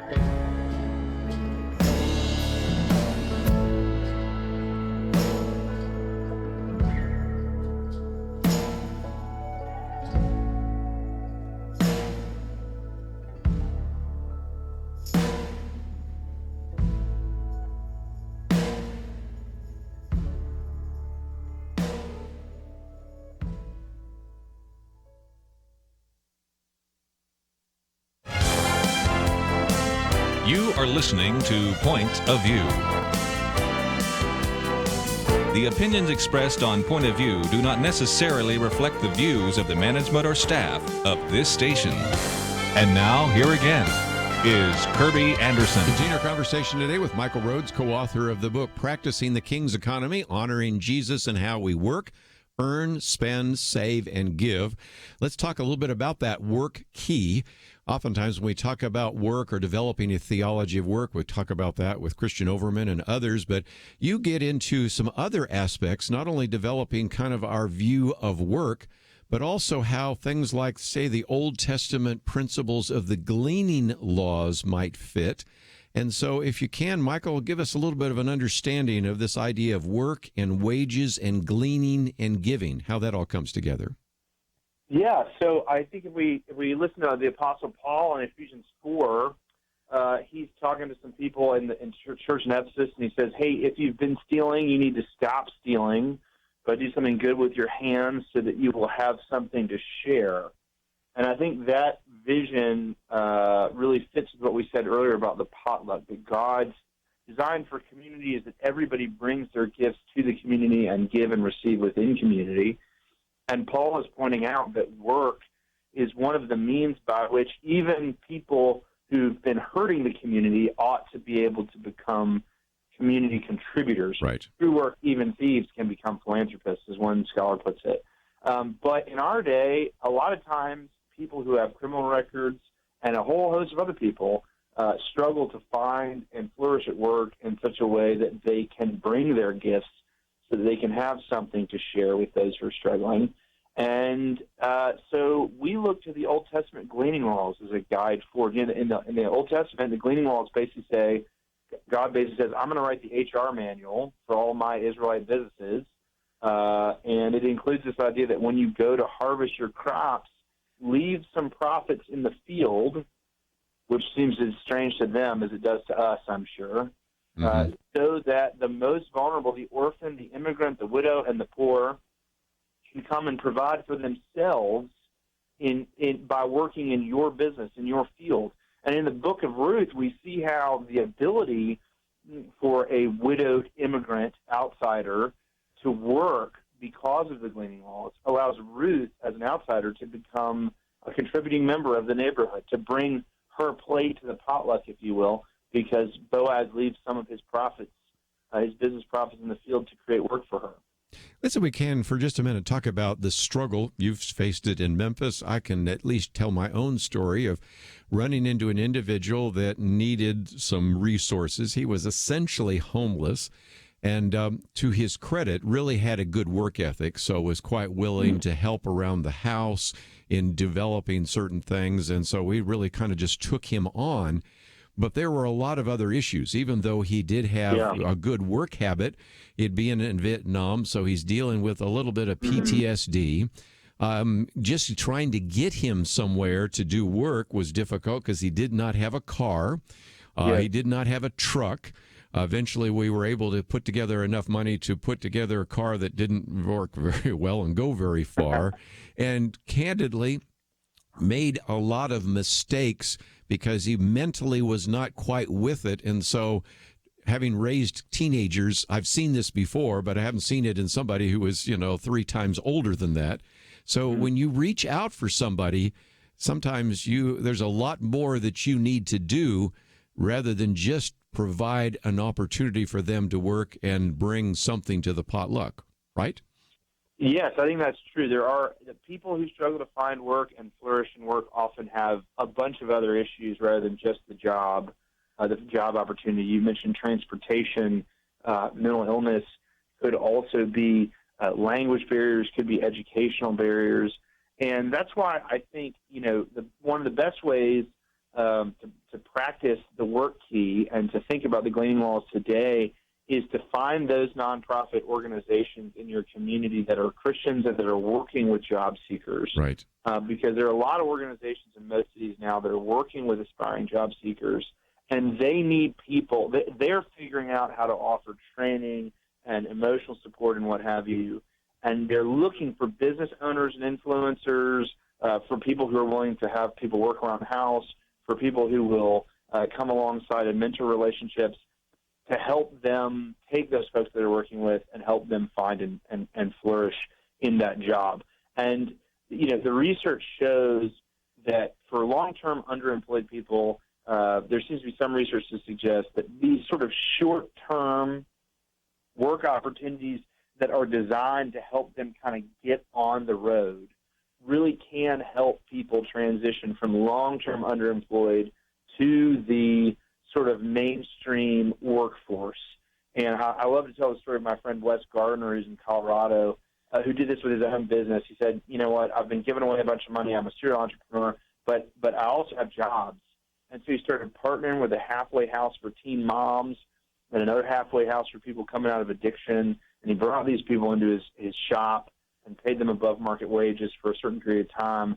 And over that period, they were able to either become great employees for him or find great jobs elsewhere. But that kind of safe, short-term transitional work played a big role. And there are a lot of organizations that are working on that, and they need the help of a lot of churches and Christians to support them, not just with their money, but with their as gatekeepers to jobs and that sort of a thing. And again, I love the story to tell about Wes Gardner and Prime Trailer. So again, just some great material in the book. Let me move on to another key before we take a break, and that is the equity key, no poor among you. That gets us into the idea of the Jubilee, but more importantly, kind of the debt forgiveness. We are in a situation where some people they're just so far under debt due either to bad decisions they've made or sometimes decisions that were forced upon them or that they have made or they just simply have no way to earn a living because they're a veteran or, like you said, maybe there's just a major language barrier. And so there is a real issue there in terms of what you call the equity key. Explain that if you might. Yeah, so we think, the idea of the equity key, you can really boil it down to Micah 4, where Micah says when God brings his kingdom come on earth as it is in heaven, everyone will sit under their own vine and fig tree, and nobody shall make them afraid. And that's not because the Israelites all need shady spots to sit on a Sunday afternoon. That's because vines and fig trees represent a plot, a stake in the neighborhood, a socioeconomic portion is true. They represent wealth, or as we would say today, assets that can be used to produce economic security and abundance. And so in the equity key, we really talk about how can Christians bend our economic lives towards making sure everyone has economic opportunity to build wealth. And, in America today, there's basically three main ways that people build wealth: education, home ownership, and entrepreneurship. And in the equity key, we talk about how Christians are doing really interesting things to help people who wouldn't normally get a shot to start businesses if they have that dream, to help people purchase homes who've maybe been disenfranchised from the traditional banking sector. And we tell stories of people, Christians who are coming around trying to help people acquire the kind of education that will get them into a real career track job. There's all sorts of stuff that can be done to say, how do we help people in our economy not just work for today, not just make enough money for next month, but begin to really have an economic stake in community by being able to build wealth. And it does seem to me that one of the things, Michael, that you sort of are alluding to is this may not be something that the pastor of the church can do, but a pastor can be a leader in saying, how many of you are business people here that have the ability to do this? In other words, it might be your time, it might be your talent, or it might be your treasure, but in some respects, you have individuals already within the body of Christ that can provide education, help people get a GED, help people get started in a business, help people get out from under the debt load, whatever it might be. So there are just a number of things that maybe aren't necessarily, quote, technically the ministry of the church, but within the body of Christ in that church can make a difference in the lives of some of these poor people that are just looking for a hand up, not a handout. Yes, I think that's true. I think churches have a couple different opportunities. I mean, there are ways that churches can directly participate in these things. A lot of churches spend a lot of money hiring people to clean the floors or prepare food for meals or maintain the grounds, and all of those are opportunities to partner with business owners from disadvantaged backgrounds or hire immigrants to help with that or whatever. But the most important thing that pastors can do is disciple their people to live like Christ is King in every area of their lives, including their economic lives. That's why the book is half Bible, because we want pastors and Sunday school teachers and parents to use the scriptures to disciple those in their care in this direction. And it's also why we released the book with the Chalmers Center for Economic Development, because the Chalmers Center, which produced When Helping Hurts, has a variety of church-based tools for pastors to have these conversations. We'll take a break, continue our conversation right after this.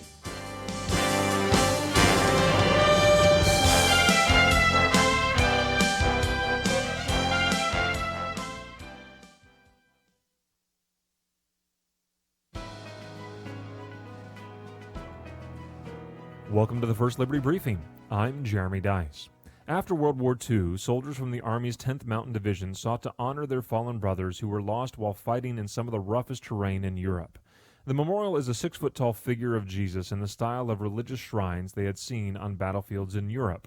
The Knights of Columbus in Kalispell, Montana erected this Veterans Memorial known casually as Big Mountain Jesus. It stood without complaint for more than 60 years atop Big Mountain in the Flathead National Forest. One group wanted to knock the memorial down. They sued the U.S. Forest Service for permitting its presence on top of Big Mountain. First Liberty Institute filed a friend of the court brief on behalf of the state of Montana and the roughly 2.4 million members of the American Legion. We asked the court to preserve the 10th Mountain Division Veterans Memorial. The United States Court of Appeals for the Ninth Circuit held that the memorial is constitutional.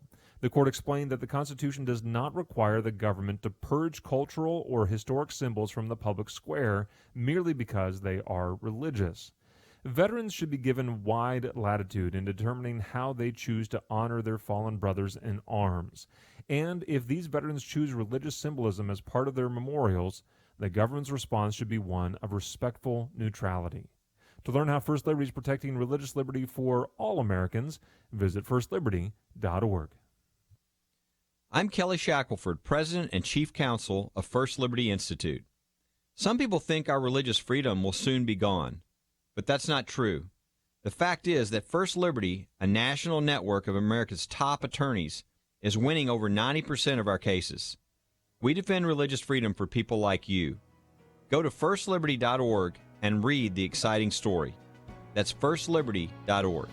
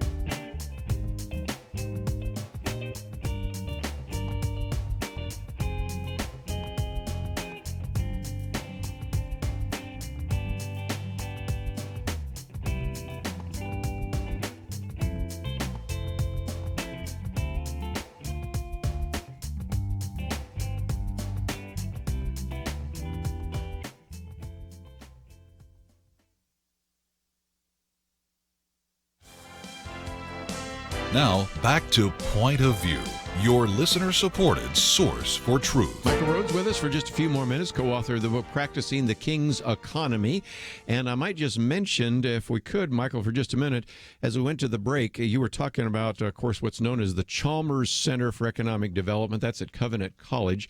Talk about that for just a minute, because that's another resource for our listeners. And again, there is a partnership that you have with them in this book that was released just recently.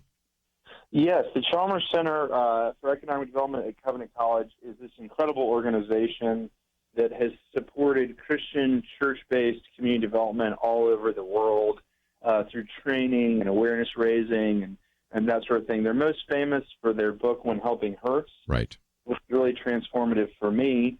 But, for instance, they also have tools for churches like workforce development training. So your church or nonprofit wants to help people get ready for the workplace, they have a work-life course. Or if you are looking for a financial literacy curriculum that is more appropriate for low-income learners, there are faith and finances courses there. And increasingly, they're offering online training for churches to help them have the kind of conversations we're talking about. And in fact, Practicing the King's Economy is going to have a video-based small group study guide that comes out later this semester, which you can find out about on the book website, practicingthekingseconomy.org. But that would be a great way for pastors and church leaders to help have this discussion in their church and say, let's think about what this looks like for us with the resources that are in our hands. I really think the Chalmers Center is a phenomenal resource for Christians and churches, Christian nonprofits, as they go on that journey. And again, you're probably most familiar with the book, When Helping Hurts, and we've mentioned it before. Only have a few minutes left, so maybe I'll put the two together. The creation care key as well as the rest key. It sort of fits together with Genesis, 6 days of creation, a seventh day of rest. But if you can, give us a kind of a brief summary of this idea of creation, understanding stewardship, and then also understanding the Sabbath, because those are also very important aspects of practicing the King's economy. Yeah, thanks. That's a great question, Kirby. The creation care key for some of our readers is maybe even the strangest one. For a lot of political and historical reasons, a lot of Christians in North America today don't see ecological or environmental concerns as very connected to their faith. But when we look at Scripture, it seems really clear that God not only created the world, but he loves the world, and he's given it to us to take care of, and he's committed to it. You know, Paul says in Romans 8, the creation is groaning, yes, waiting for the sons of God to be revealed. And the background for that idea is that God's purpose is for humans to steward and take care of the created world. And we actually see this concern playing out in Israel's specific economic legislation. So when you give your land a break every seventh year, you give the land a break. Yes. And that's obviously good for people because it makes the land more fertile. But the text specifically says that Sabbath year is not just for the land, but it's also for the animals that live on it, so that the domestic animals and even the wild animals will be blessed by the way that Israel manages their economic life. So in other words, they're called to do their business in such a way that actually blesses the land and the creatures that live on it. And in our book, we give some ideas. We don't have all the answers on that. We know there's a bunch of debate about what's going on in our environment today, and that's an important part of the conversation. But at the very least, we should recognize that Scripture clearly calls us to care for the created world. And in the rest, he really reminds us that our economic lives honor God when they take a break. God not only gives his people a day off every 7, but in the Old Testament, he gives them a Sabbath year and Sabbath weeks. And that rest is so important for us in our age, because we live in an age where, as we talked about already, some people struggle to find any work at all or enough work, and the rest of us struggle with workaholism and trying to create an identity through our work. And there's almost nothing more revolutionary for those of us with that disease than to just follow God and saying, I'm going to stop. I'm going to trust God. I'm going to rest and worship him. And I'm going to give rest to those who depend on me where I can as well. And I've just mentioned, too, you have some very good practical things about practicing Sabbath at church, practicing Sabbath at work, at home, and others. And back to the whole idea of creation. Remember, years ago we talked about, and I mentioned this whenever I speak on the whole issue of the environment or creation, that I think it was the Ensemble Institute found that interest in the environment and church attendance were inversely related. In other words, the people that were most likely to be church attenders were the least likely to be involved or interested in the environment. And I understand why, because even as I was involved in the environment, I began to see it was getting taken over more and more by people that were kind of New Age pantheists. And sometimes Christians say, I'm not going to hang around with those people. And so I understand why some of that plays out. And I think there's been a real movement in the last few decades to say, wait a minute, we're supposed to be good stewards. And even back in the 60s when they were saying, well, the reason we have the environmental problem is because you guys believe that you should have dominion over the creation or subdue the earth or whatever. I think we have a biblical understanding there, and you certainly have some of that in the book. But in the last few minutes, and I only have a few minutes left with you, what would you say how people could apply this? You just talked about a curriculum. If somebody wanted to take your book and teach it in a small group setting, in a Sunday school class, or maybe even from the pulpit, what would you recommend? Yeah, so it's a great question, Kerby. The book is written to get people to get on the journey. As we studied God's Word on all these issues, we felt tremendously convicted, and we still feel tremendously convicted, and we still feel that we have a long way to go. But there's that old adage, the journey of 1,000 miles begins with one step. And so in the book, we try to give a bunch of different sort of first steps that people can take in their home, in their churches, or in their workplaces. And it's kind of, we try to write the end of each section like a choose your own adventure kind of, here's a bunch of different options. So we would love for Sunday schools and pastors to be reading these books and allowing the biblical portions to shape their preaching and teaching.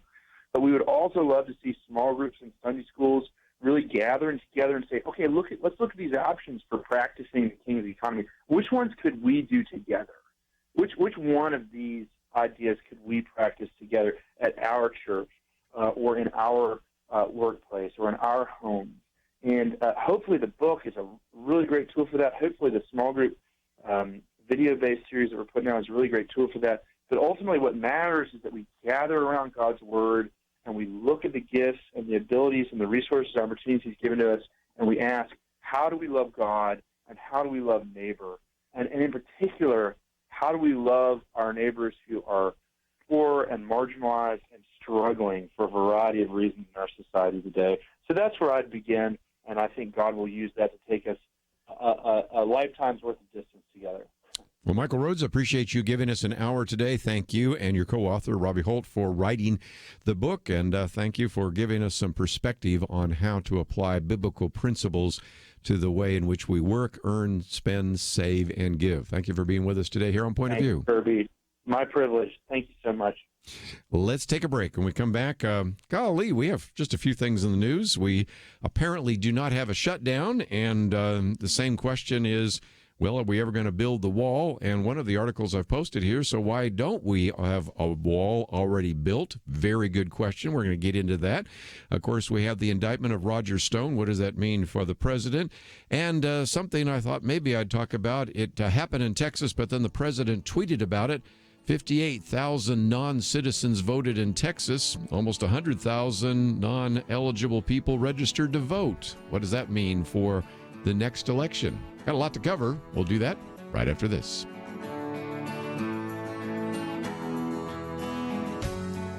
From Sky Pass Entertainment comes The Least of These, the Graham Stain story. When speculation mounts that a local missionary is converting locals to Christianity in India, a journalist must choose between his own ambition and the truth. We can't make any mistakes. They have this law for a reason.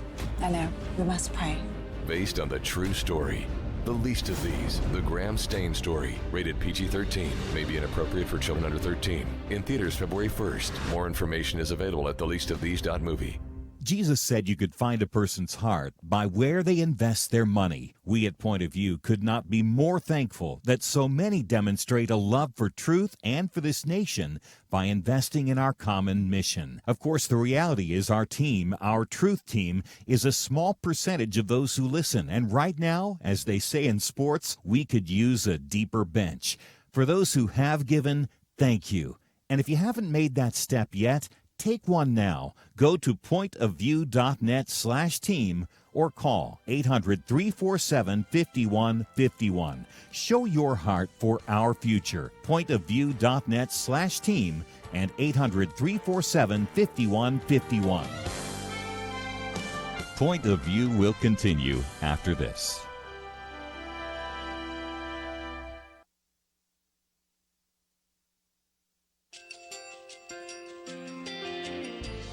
I just want to thank you so much for all the wonderful programming you have.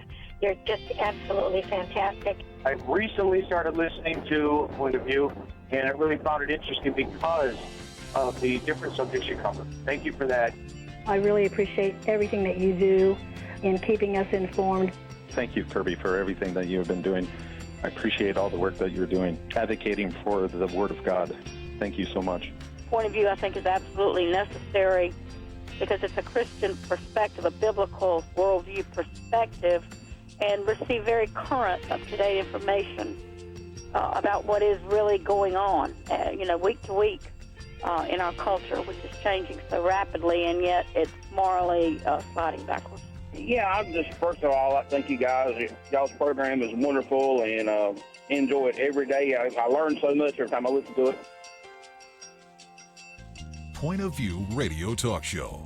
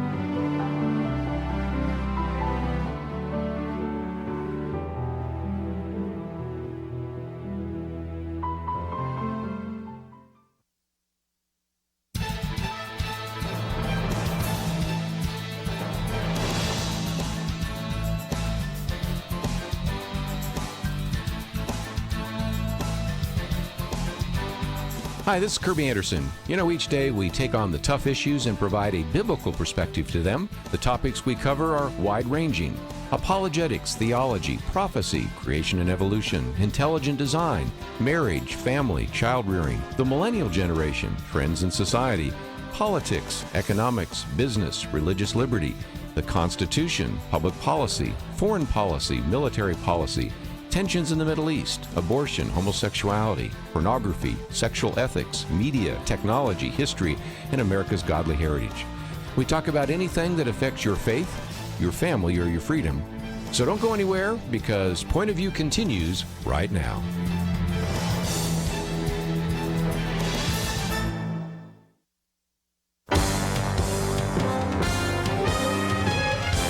Across America, live. This is Point of View.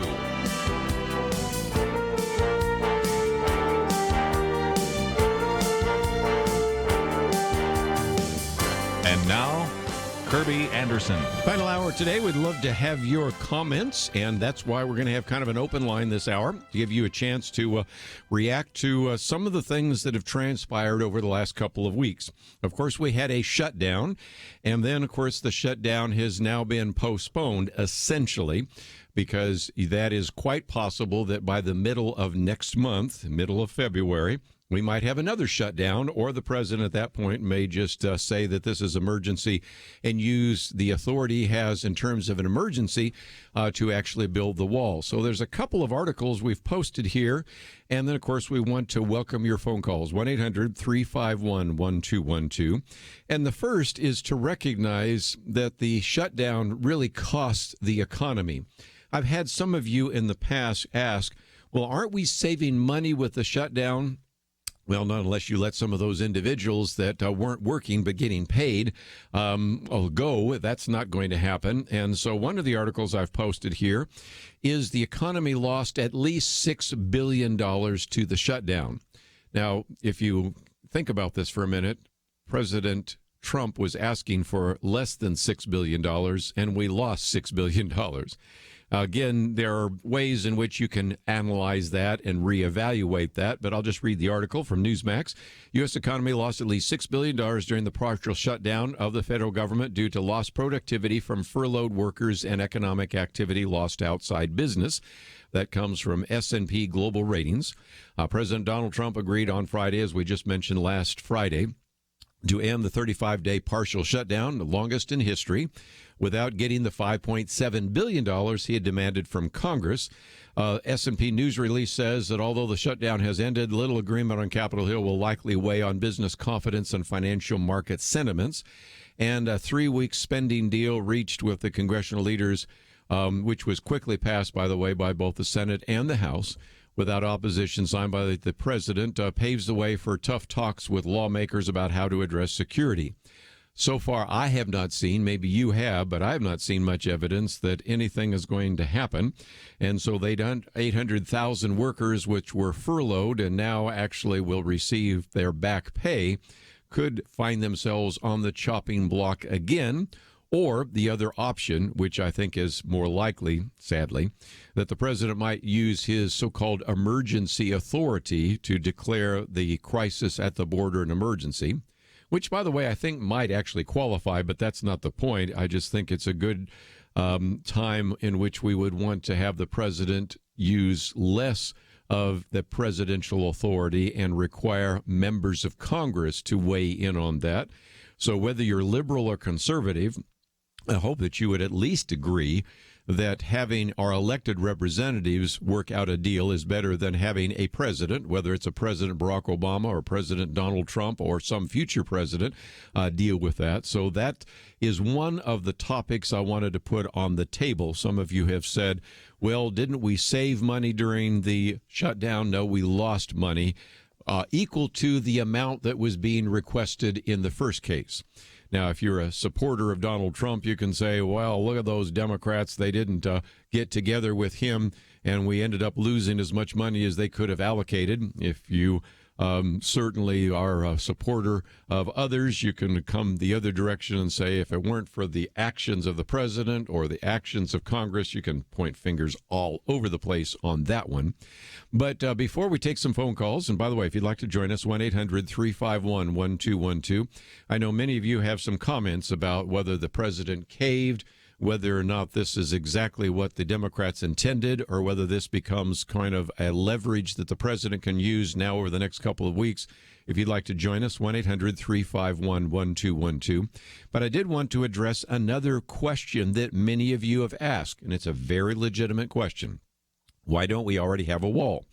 And this article that I've posted, I would encourage you to read it in its entirety by Ramesh Ponnuru, really helps us understand that one of the groups that really has not been blamed might be some of the Republicans in Congress. But let's go to his article.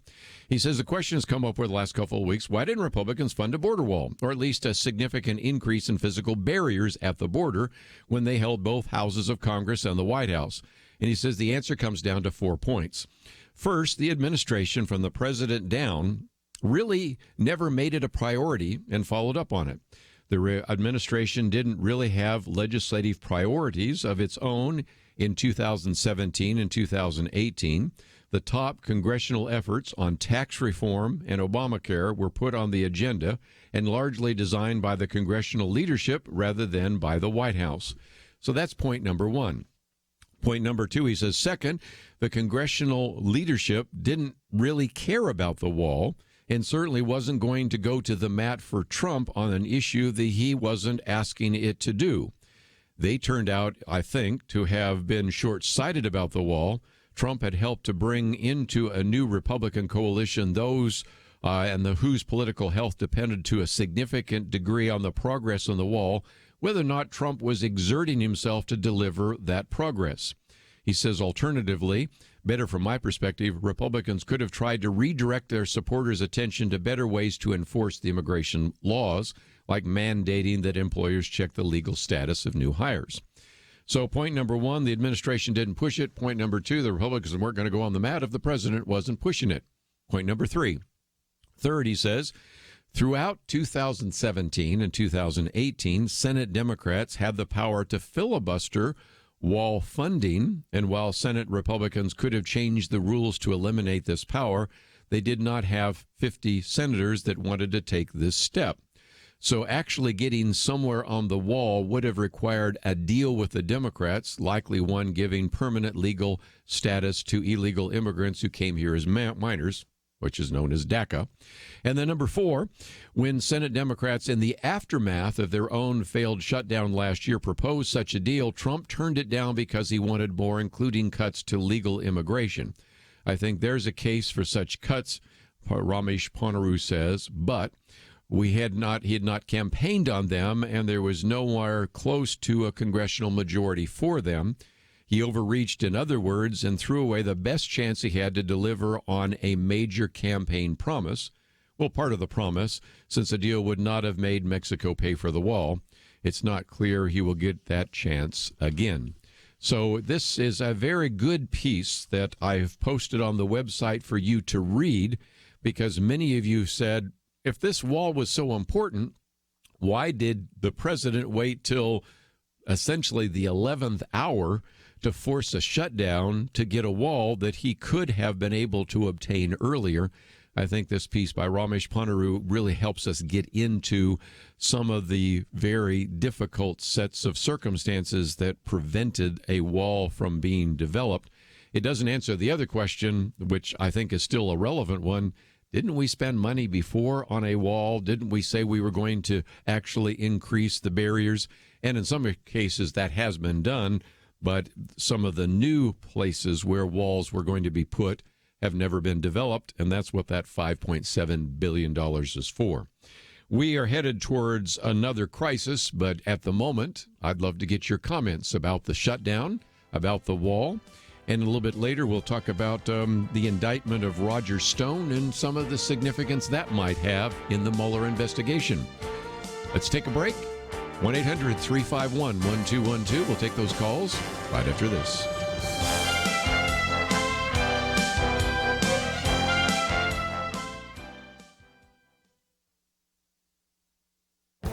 This is Viewpoints with Kerby Anderson. The wife of the vice president, Karen Pence, used to teach art at Emmanuel Christian School in Virginia when her husband served as a member of Congress. Her office announced that she would once again be teaching art in the school on a part-time basis.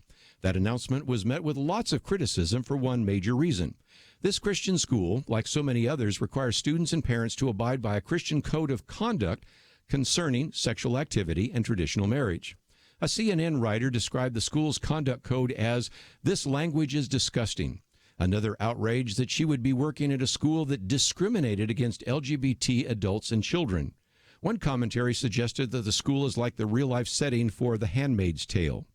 Of course, Karen Pence is merely the collateral target. The real target is the Christian school and other schools, universities, and seminaries that believe the Bible and want students to obey biblical commands. Just a decade or so ago, the left and LGBT activists said they only wanted to coexist. They wanted us to accommodate same-sex marriage and homosexual lifestyle. Now, institutional support for LGBT demands has now moved towards institutional hostility towards Christian values and Christian institutions. Emmanuel Christian School is a ministry of the church. None of the critics of it are forced to attend the school or the church. Their tax dollars aren't going to fund the tuition paid by the students. The school is a voluntary association. Karen Pence is willing to volunteer her time to teach art.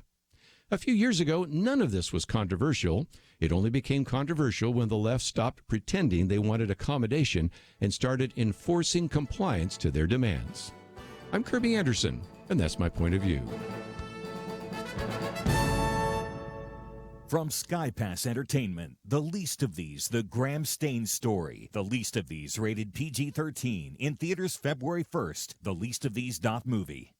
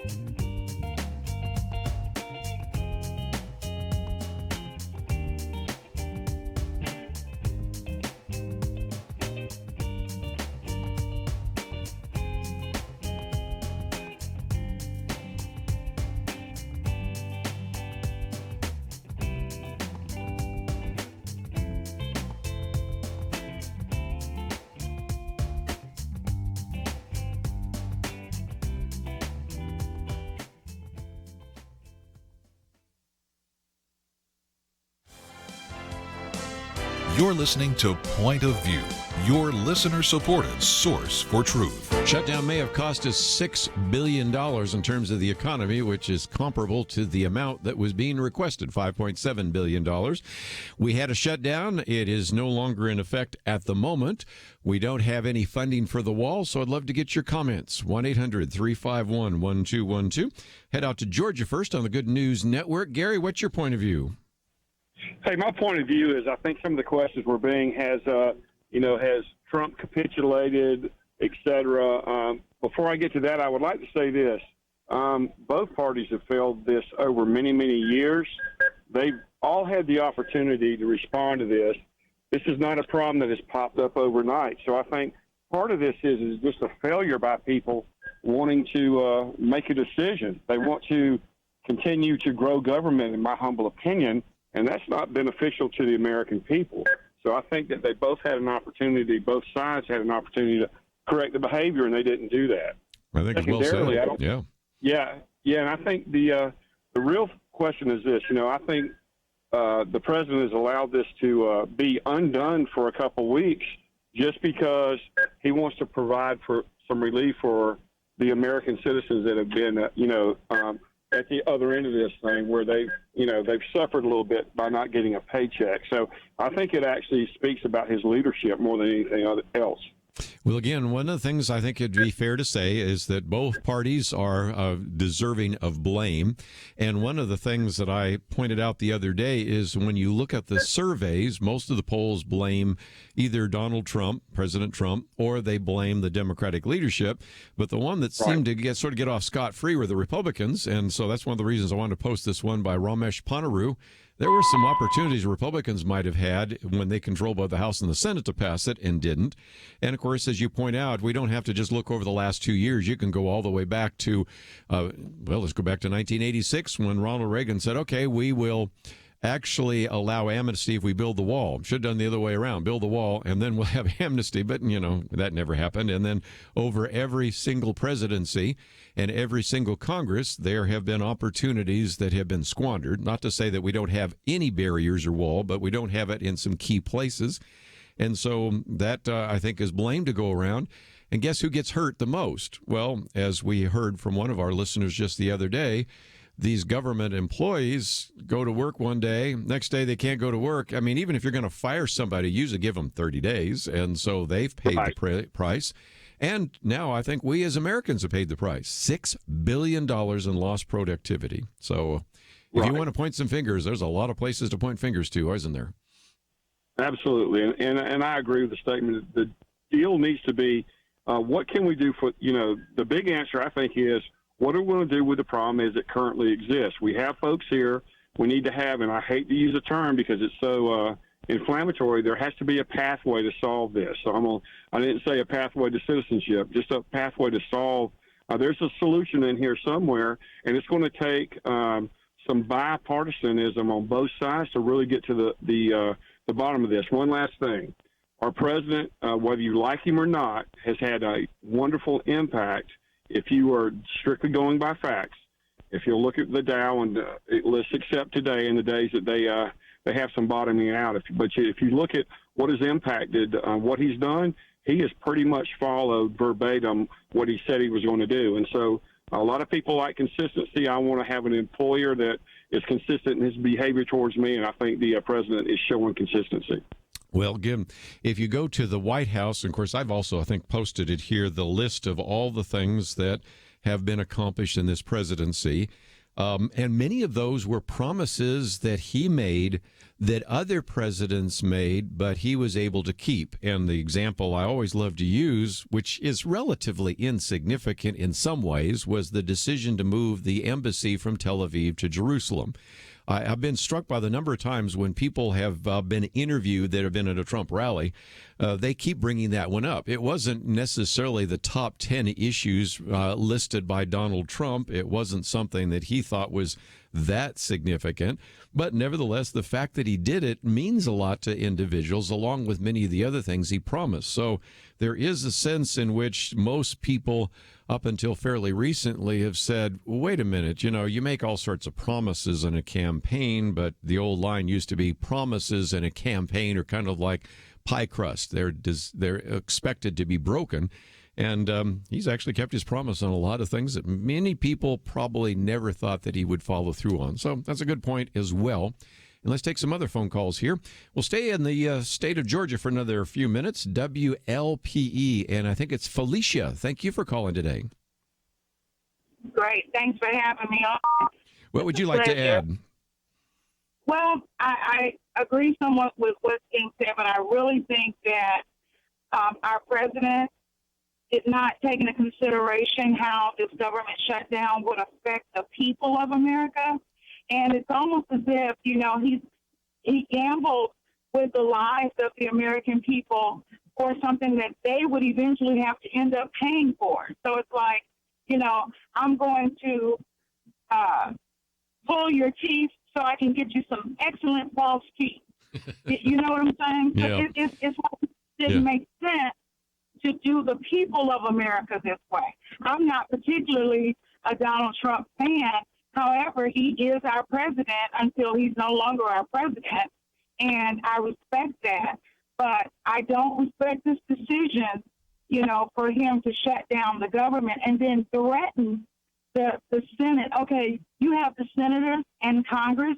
I don't think that any of them gave up any of their money during this shutdown.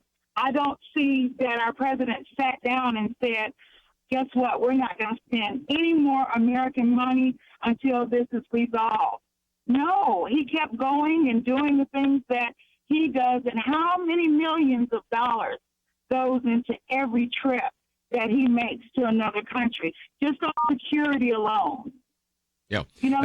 And first of all, your point is let's be honest that there were some members of Congress, Dan Cranshaw being one, and many others that said, "I'm not going to take a paycheck." Well, individuals who are working in the federal government are furloughed. So let's give credit for at least some members of Congress who did give up their paycheck or either did not collect it or donated it. So that's true. And again, I don't begrudge any president, whether it's President Barack Obama, Donald Trump, or whatever, for whenever they do have to make a trip, that's appropriate. But I do believe that he, if nothing else, said, I'm going to stay here. I'm not going to go to Mar-a-Lago. I'm willing to negotiate with some of these individuals.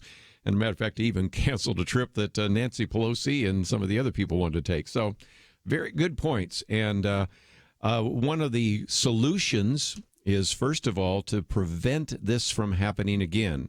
Senator Rand Paul, for example, has put together legislation that would prevent this from happening, that you wouldn't have the shutdowns. And I think it's very unfair, in this case, unfair to 800,000 employees, either who still had to go to work, TSA, maybe some people in the FBI, border, certainly air traffic controllers, go on and on and on, those individuals without a paycheck, and then the others that just had to stay home. So I think there need to be, whether it's this president, the previous president, or a future president, a way to prevent that from happening. And, of course, the big answer to some of those questions is, well, let's see if we can get Congress to actually do something and pass some legislation, as Gary mentioned just a minute ago. Let's head out to California for just a minute, KNLB. And Kathy, what would you like to add to our conversation today? Yes, I'd like to add, back in 9/11, whenever the towers came down, over 500 banks, I think, came underneath the Senate and the Congress. My question is what state is the Ways, House, and Means and the Treasury? Because, everybody kept saying we need to open up the Fed Bank. And where exactly is the problem being held up? Oh, so you're talking about some of the... as far as okay.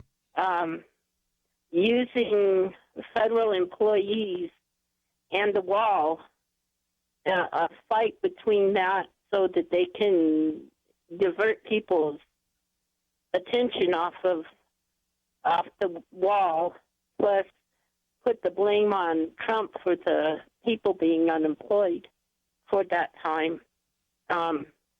Because over 500 banks wound up, that would have allowed corporations to be taken over, which would allow people to be able to put anybody into anybody's job at any time.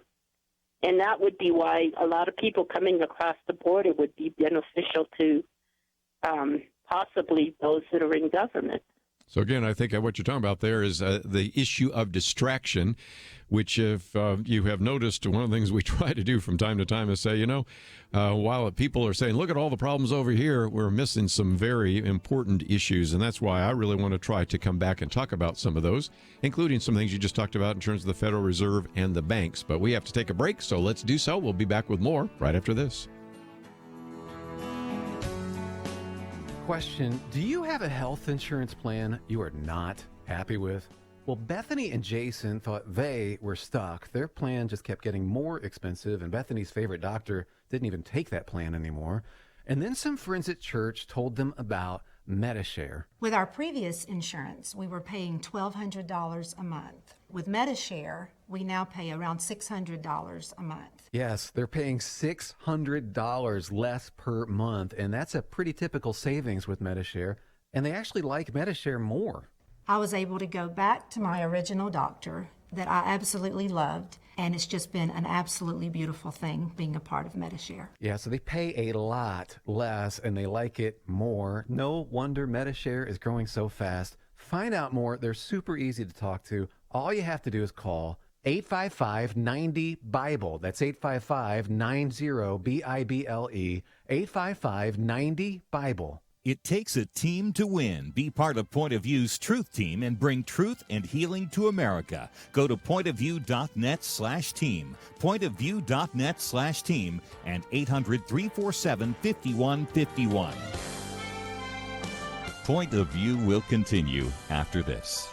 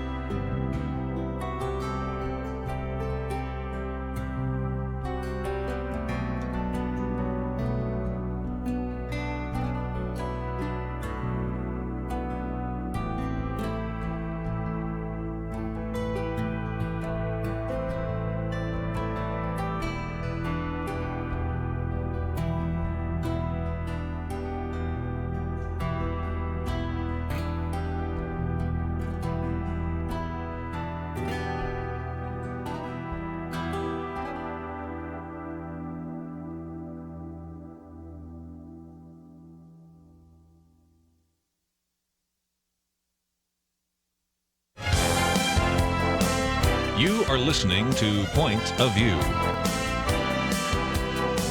The opinions expressed on Point of View do not necessarily reflect the views of the management or staff of this station. And now, here again is Kerby Anderson. However you'd like to join our conversation, 1-800-351-1212.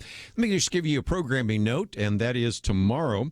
Going to spend a little bit of time with Todd Hampson. He's been in studio with us before, but we only had him on for a short period of time. He wrote the book, The Non-Prophet's Guide to the End Times.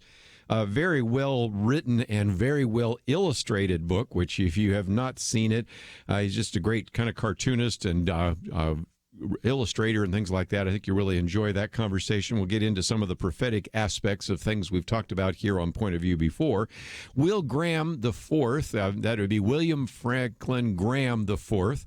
Many people don't know, but Billy Graham was a junior. So you had William Franklin Graham the First, then Billy Graham was William Franklin Graham Jr., then Franklin Graham is William Franklin Graham the Third, and this, of course, is William Franklin Graham the Fourth. Will Graham, who, by the way, is not only the grandson of Billy Graham or the son of Franklin Graham, but also is the one that appears in the film where he plays his grandfather in that one that we talked about before. So anyway, just a couple of program notes for things that we will be talking about tomorrow.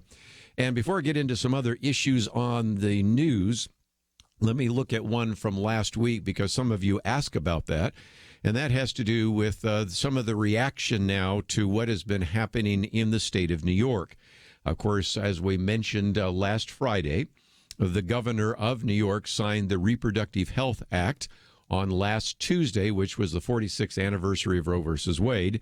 And what is so illustrative is how, in some respects, abortion has been actually back in the news, and abortion proponents are really doubling down on the abortion argument, if for no other reason, because this particular bill goes far beyond what we've been told by so-called pro-choice advocates of what they want to actually have happen. And so you can see this with the legislation, which now makes it much easier for a woman to get a third trimester abortion, much easier for somebody who's not even a doctor to perform an abortion, on and on and on, and go through the long list. But another good example is something that came out Friday. Penna Dexter's commentary reminded us that the current head of Planned Parenthood was also doubling down. The previous president of Planned Parenthood basically argued and tried to argue that their organization did a lot more than just abortion, and argued that really only 3% of what they do is abortion, which was laughable. But nevertheless, it was an attempt to say, look, we do all these other things for women too. But the current president, actually a doctor, made it quite clear that the core mission of Planned Parenthood is providing, protecting, and expanding access to abortion and reproductive health care. So instead of saying, no, we do all these other things, there's no, that's really what our core mission is all about. And to help you understand that, I know some of you are younger. Let's go back a little bit. Let's go back a few decades and see how this debate has changed dramatically, really in about the last year. Because when the Supreme Court essentially legalized abortion back in 1973, I remember older guests on this program, when Marlon Maddox was the host, said that they really never expected that abortion would increase that much because they always felt there'd be kind of a stigma to abortion. They could never imagine that you'd have people marching in the streets for abortion rights, which, of course, did take place certainly by the 1980s. But then even fast forward 20 years after Roe versus Wade, you still had, even then, candidate Bill Clinton saying that he wanted to make abortion safe, legal, and rare. And as Dr. Merrill Matthews reminded us on Friday, he would often put an emphasis on the word rare. As I've said before, I think it would be more difficult for somebody like Bill Clinton to be nominated by the Democratic Party this day, but that's certainly the case. And I can even use my own personal illustrations. I have not done a whole lot of abortion debates over the years, but I remember one years ago I did, in which I was debating on a university campus an actual abortionist. And even though this is a man that does abortions and believes in abortion, I remember that he still presented in the debate that abortion is a really difficult question, kind of the lesser of two evils. It was only necessary because a woman faced a so-called crisis pregnancy. So it wasn't seen as good. It was seen as kind of the lesser of all evils. It's something we wish we didn't have to do, but we're forced to do so. And contrast that with the governor of New York not only signing the bill, but then sending all the government workers out there to light 2 different bridges in New York, a government building, and even the World Trade Center, the One World Trade Center, the spire in pink. And also, you may have seen the YouTube video with the individuals that are applauding, almost giving a standing ovation when this bill passes. And I think it just illustrates again how what we are dealing with today is sort of a desire to double down on this whole issue of abortion. And I did not see that coming, but it's something I suspect we're going to be talking about more and more here on Point of View. But there's also maybe a reason for that, and that is some of those proponents are looking around saying, we honestly thought this battle, this whole debate would be over by now, that a whole generation growing up where abortion has always been legal, we would think that they would uncritically accept abortion. And yet, as we pointed out, the younger you are, the more likely you are to be pro-life. So we'll see how that plays itself out. Well, just before we get to our next break, I did want to spend just a minute or two talking about Roger Stone. We did mention on Friday that there was an indictment of Roger Stone, and then all these FBI agents showing up at his home. CNN's got pictures of it. Were they tipped off? Who knows? But nevertheless, our editors of the National Review put it this way. Roger Stone is charged with lying during congressional investigations of what happened in 2016 rather than for anything directly related to his inept efforts to gather information on what WikiLeaks was about to dump on Hillary Clinton during the campaign. Although Roger Stone testified falsely about his communications with 2 associates in 2016, and that would be Jerome Corsi, who, by the way, has been on the program with us before, Stone's confederate in the InfoWars conspiracy, and Radji Kredilko, I've always had trouble with that name, left-wing comedian and talk show host. Nevertheless, he said, this is, as they said, a C-list caper. Stone is further charged with witness tampering, falsely denying that he was in possession of emails and texts documenting communication with WikiLeaks. But they said that the evidence of Stone's corrupting this individual to stonewall the committee seems strong, referring to the committee's subpoena. He said, stonewall it, plead the fifth, anything to save the plan. Richard Nixon. Also, if you testify, you're a fool. So again, Roger Stone, who has long prided himself on his outlaw politics and may now have literally lived down to his self-image, in which he made a reference to a mobster that was in The Godfather Part 2. When somebody's trying to live up to an image of a fictional Godfather, you know you got some problems there. But, again, back to the point, they say most of this 23-page indictment weaves the tale of this associate, of course, that then candidate Donald Trump, desperation to find out what the WikiLeaks had and to press sources who had access to Julian Assange with WikiLeaks, who interviewed him. The idea was clearly to urge WikiLeaks to publish damaging information in the weeks before the election. Roger Stone, however, is mostly in the dark. His one request through his intermediary to provide information is apparently rebuffed. And for all the, as he said, big windup, Mueller's case does not allege Stone's confederation with WikiLeaks. It is built on Stone's apparently foolish lies denying the existence of conversations and written messages that could easily be proved. Back to my point I've made before. These people aren't all that smart. You know, sometimes you think, oh, these people running for office, these people running campaigns, even these people elected to office, even these people in Congress, they're really smart people. No, they're not. Not very smart at all. And there's a good example of that. But anyway, we can go through this long piece. But since we're coming to a break, I'll just simply say here is a good example of a lot of hue and cry, why they had to send all those FBI agents just to bring him from his home in Fort Lauderdale to a federal court when they probably could just subpoena him or just come up in a police car and have him come. I don't know, other than it was for a show of force. But again, if this shows Russian collusion, I don't see it. And if you see it, you're free to give us a call.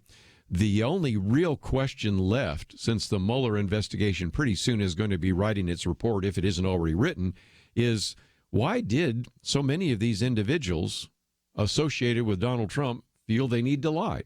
Is there something else they really are hiding? That's a possibility. And those who do not like Donald Trump are convinced of that. I think there's another possible explanation, and that is some people just lie all the time.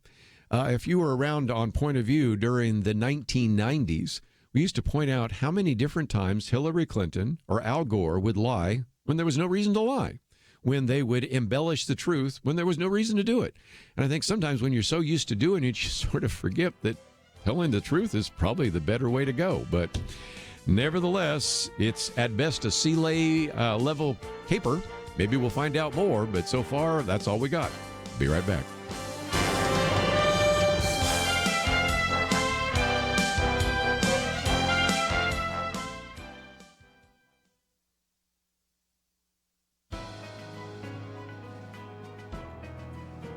Welcome to the First Liberty Briefing.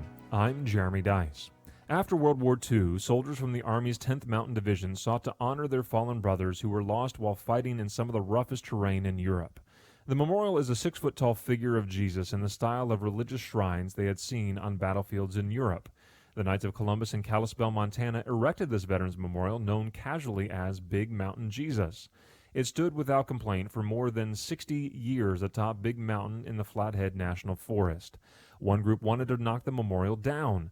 They sued the U.S. Forest Service for permitting its presence on top of Big Mountain. First Liberty Institute filed a friend of the court brief on behalf of the state of Montana and the roughly 2.4 million members of the American Legion. We asked the court to preserve the 10th Mountain Division Veterans Memorial. The United States Court of Appeals for the Ninth Circuit held that the memorial is constitutional.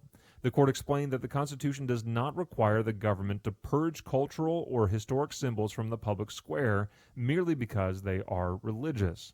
Veterans should be given wide latitude in determining how they choose to honor their fallen brothers in arms. And if these veterans choose religious symbolism as part of their memorials, the government's response should be one of respectful neutrality. To learn how First Liberty is protecting religious liberty for all Americans, visit firstliberty.org. I'm Kelly Shackelford, President and Chief Counsel of First Liberty Institute. Some people think our religious freedom will soon be gone, but that's not true. The fact is that First Liberty, a national network of America's top attorneys, is winning over 90% of our cases. We defend religious freedom for people like you. Go to firstliberty.org and read the exciting story. That's firstliberty.org.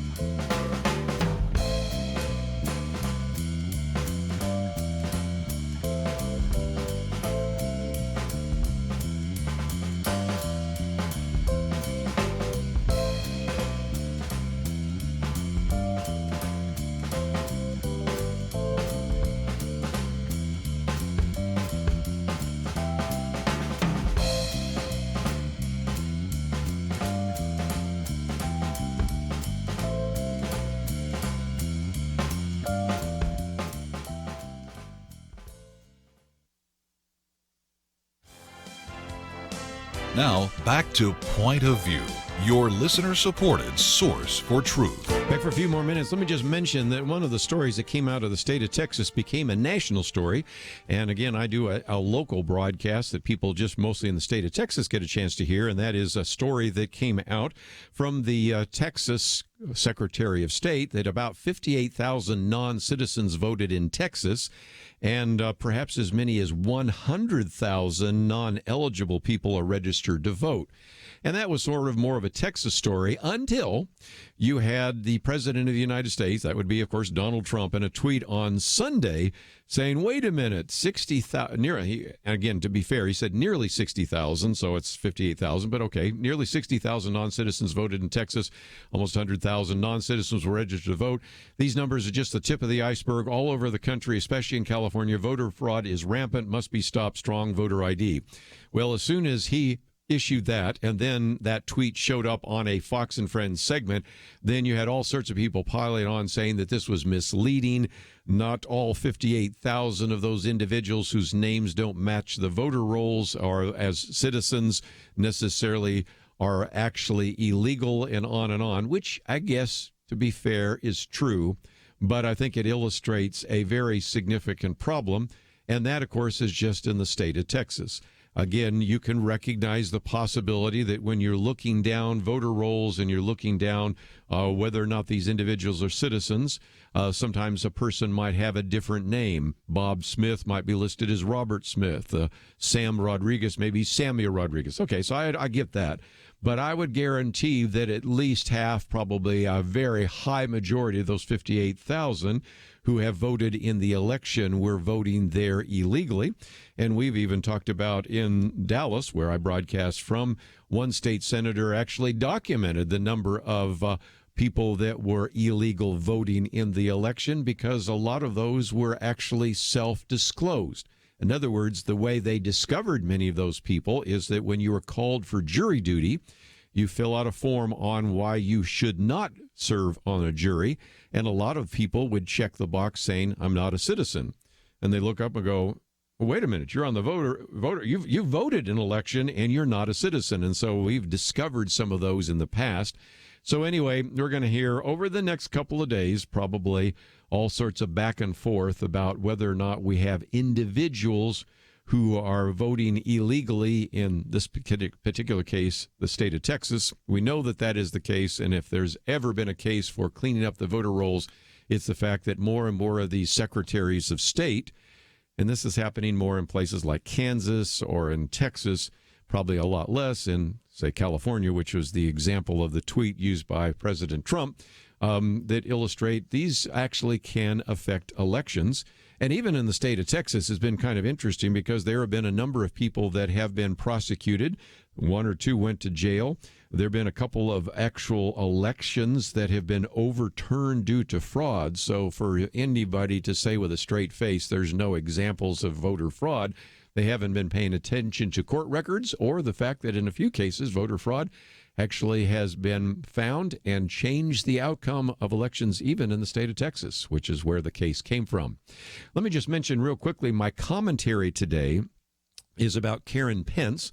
She, of course, is the vice president's wife, is going to be teaching and may already be teaching at Emmanuel Christian School in Virginia.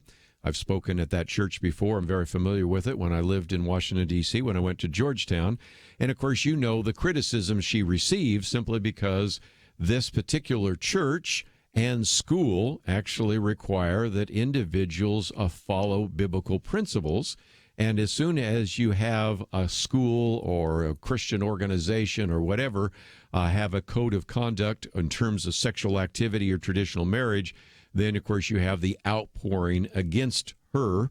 And as I point out in my commentary today, she's just merely the collateral target. The real target are not only the Christian school, but other schools, universities, seminaries, and others that believe that the Bible, and because they believe the Bible, they want students to obey biblical commands. And I think it brings us back to something else we've seen. I talked just a minute ago about the doubling down on the issue of abortion. Well, you see the same sort of things happening there.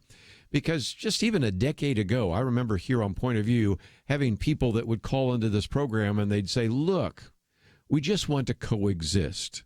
We just want, we want you to be able to accommodate the same-sex marriage. We want you just to accommodate the homosexual lifestyle.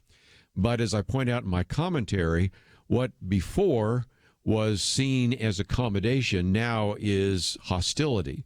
Whereas before we were being told that, well, we just want institutional support for LGBT demands. That's now moved to institutional hostility towards Christian values and Christian institutions.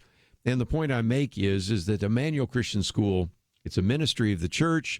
None of the critics are forced to attend the school or the church. Tax dollars aren't going to fund the tuition paid by the students. The school is a voluntary association. Karen Pence, the second lady, if you will, of this administration, is willing to volunteer her time. But it just shows you how controversial all of that has become in such a short period of time, and illustrating again that even though the argument was we just simply want accommodation, the reality is that there was an enforcement of various kinds of LGBT demands. And, of course, we've seen that play out. Just before we wind down today, though, again, we at the moment have a respite from the shutdown, and we will see what transpires in the future. But my commentary on Thursday is something I want to come back to just briefly to say that this is a possibility of what it could look like in the future if we as taxpayers don't demand that the federal government live within its means. Because right now we can see that all those individuals, the 800,000 that were furloughed, or in some cases those who actually had to work without pay, they're all getting their back pay right now. And so we saw a lot of the stories about how this was really difficult on those federal workers, and I agree. But imagine what it would look like in a society where millions of citizens, not just 800,000, but millions of citizens stop getting their checks because the government ran out of money. I mean, right now it's kind of difficult to even imagine what it would be like.